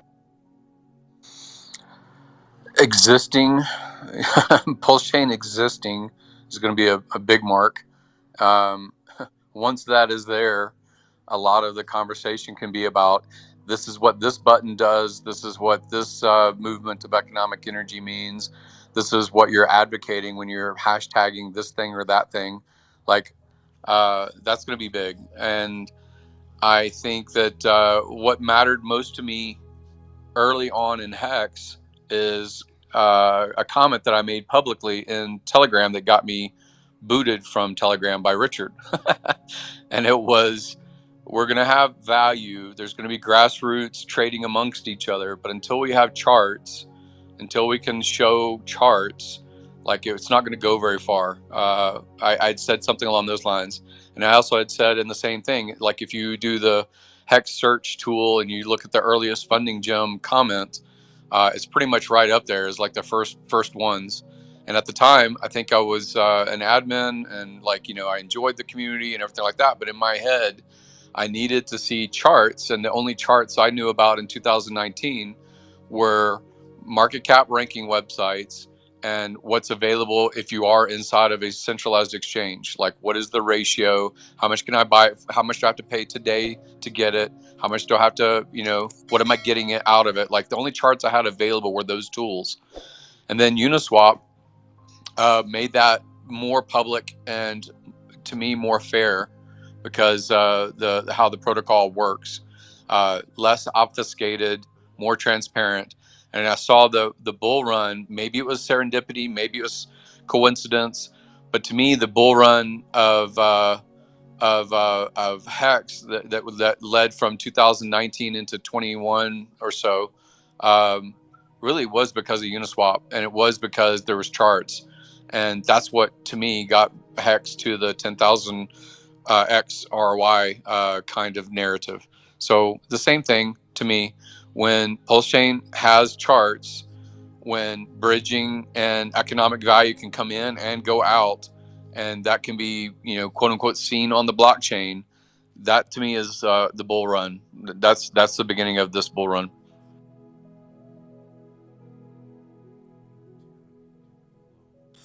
I see Aldo's just come into the space as well. How you doing, Aldo? Fine, thanks for asking. So I think if the question is that if Pulse would be the blockchain when it launches that triggers a bull run in all crypto, I think it is in the charts, and I think we're at the the late stages of a bear market and we're taking off. We don't know it just yet, and we have to wait a little bit more on a timeline to see this in the actual charts to say that we really are in a bull market, right? But the leading indicator would be BTC, and that's what basically mainstream media follows, and then come Ethereum.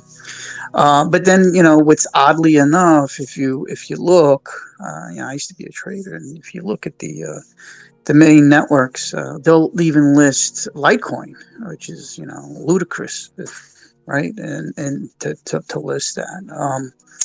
So it's something that I think Richard Hart has already explained too. It's technical. There's a lot of fundamentals, and those things could definitely trigger.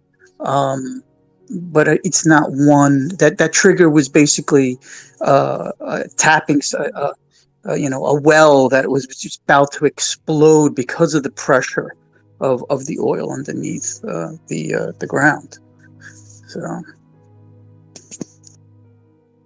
nice, thank you for that, Aldo. I see Q, you've just come up as well. Welcome to the space. How you doing, sir?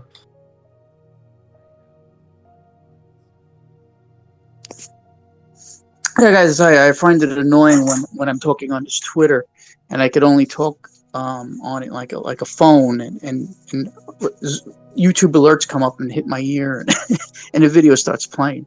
But that's basically it. I think we're really at a real great time right now, and I'm actually satisfied that we didn't launch last year or anytime sooner. We got bugs out, and that's what's just making it better and better and better. It really is a good product.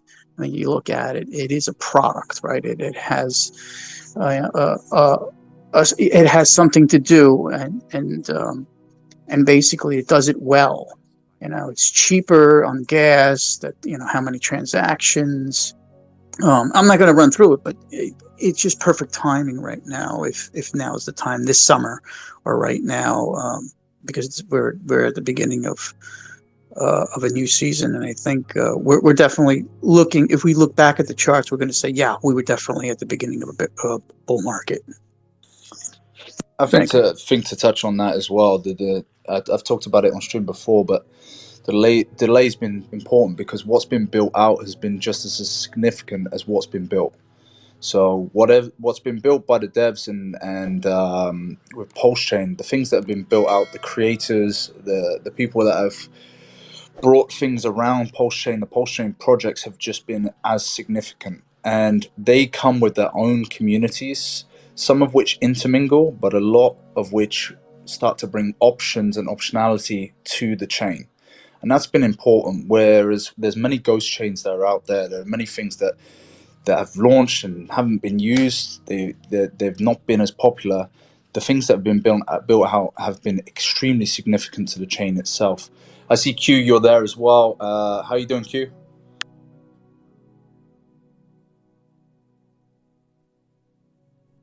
Radio noise. Okay. I see someone coming up here as well. Let me just bring them up.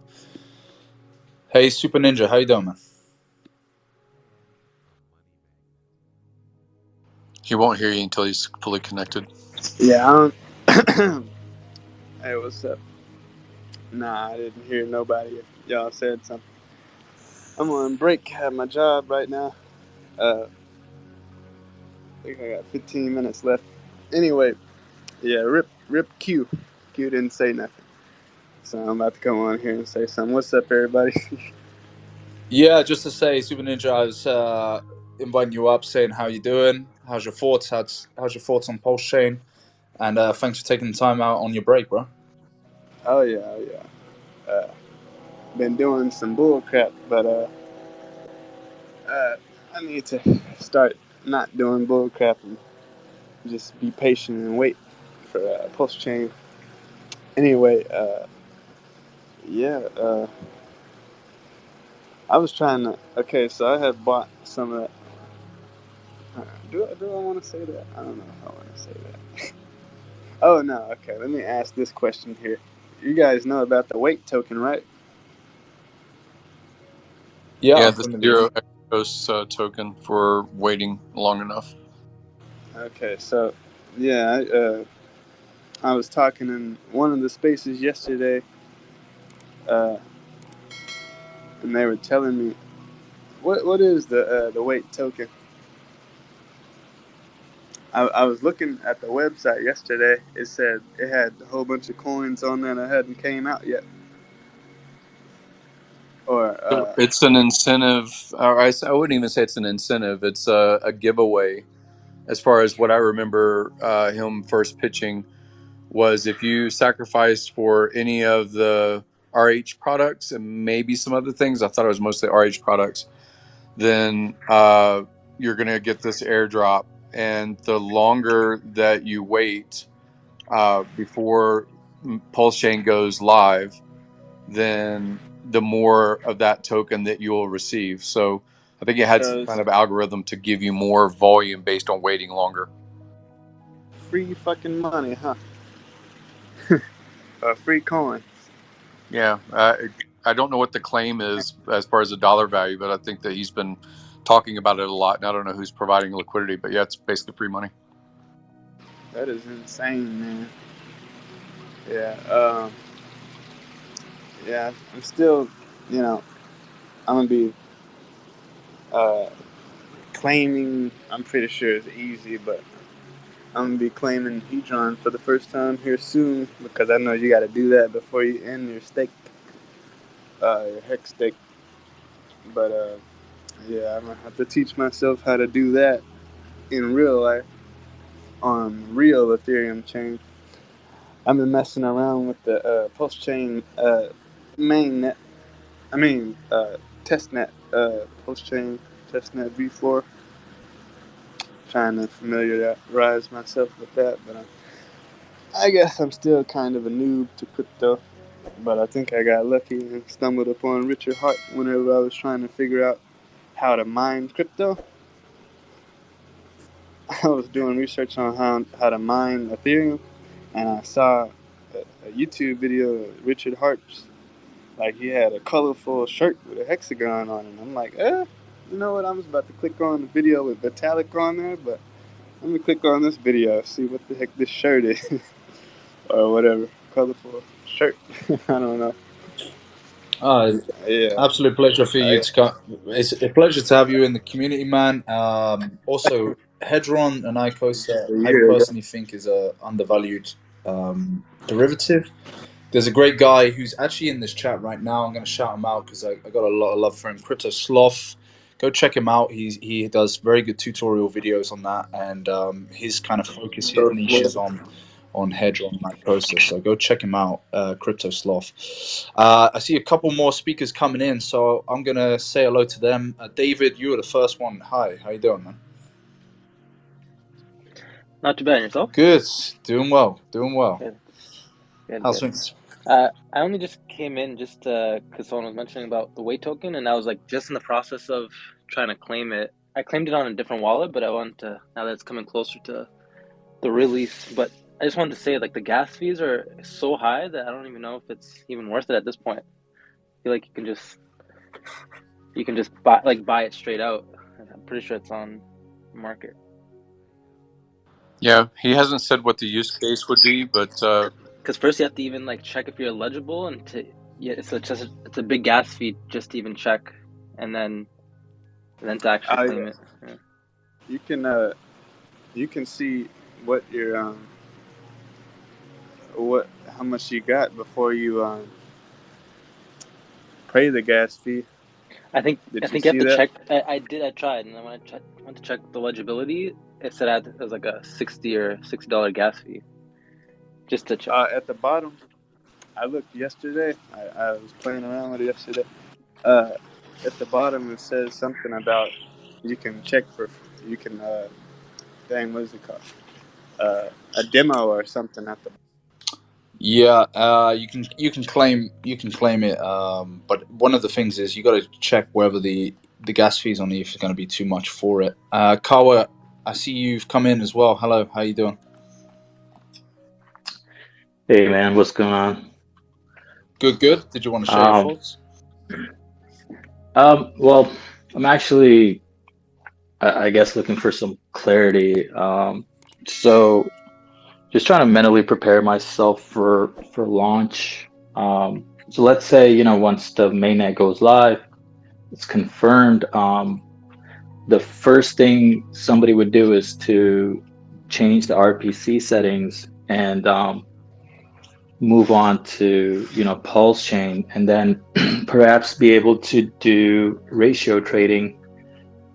So that part's clear. The thing that I guess not too sure about is the Pulse ramp, which is, you know, the PulseChain bridge that perhaps won't be up for a day or two.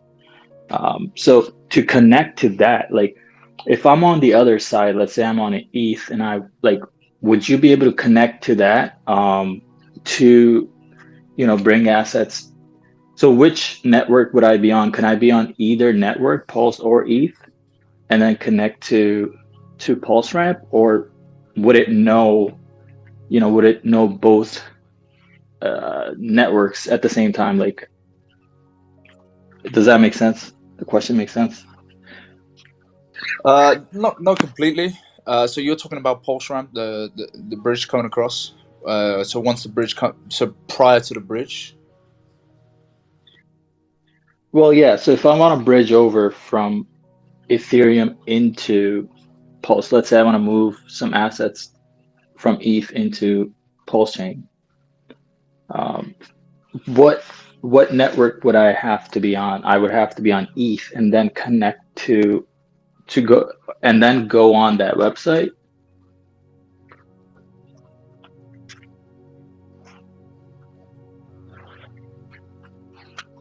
You're breaking up on my side. I didn't completely hear that. Gamma's just coming in, so I'm going to bring him up. Hold on 2 seconds.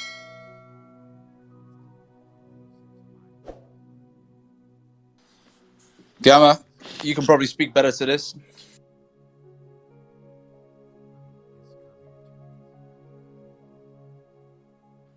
Hey, Gamma, how's it going?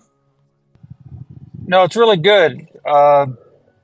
Does the guy understand that there's actually a bridge like live, like right now, that connects PulseChain to Sepolia testnet, where he could literally go there and try it out? Are you aware of that? Which would be like a cool thing to do. And answer all your questions. So that's the link through pulsechain.com, right? Pulse Ramp. That's Pulse Ramp. It's connected to Sepolia Ethereum testnet.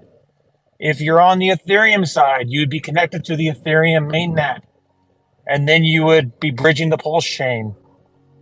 If you're on the Pulse chain side, you'd be on the Pulse chain network, moving assets to Ethereum. So it depends on what side of the bridge you're on.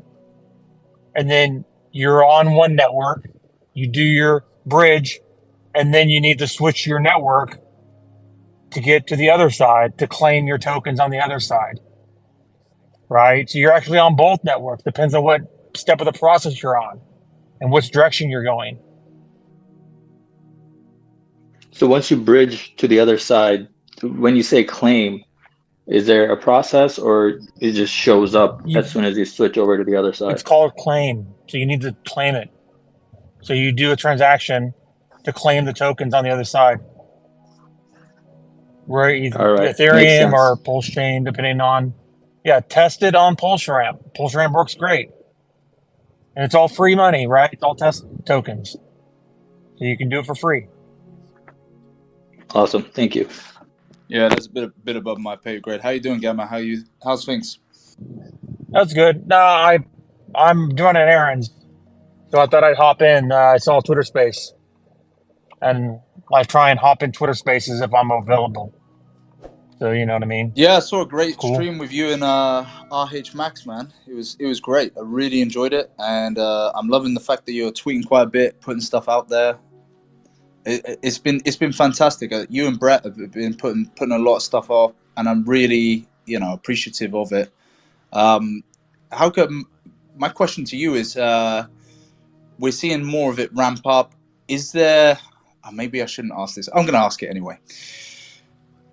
Is there a little bit of a game plan that you guys are tweeting way more and putting stuff out there more? I see there's a little bit of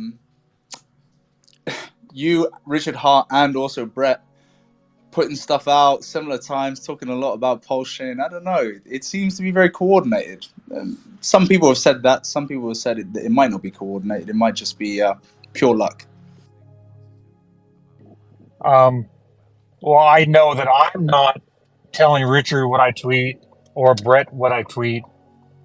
Brett tweets what he tweets, and I see his, and then I see Richard's, and then I see yours, and I see everybody's. So I definitely can't say that anything that I'm doing is coordinated, because I'm just answering technical questions. You know what I mean? Well, thanks for coming up, man. I really appreciate it. Q, I've also seen you come in. How you doing, sir?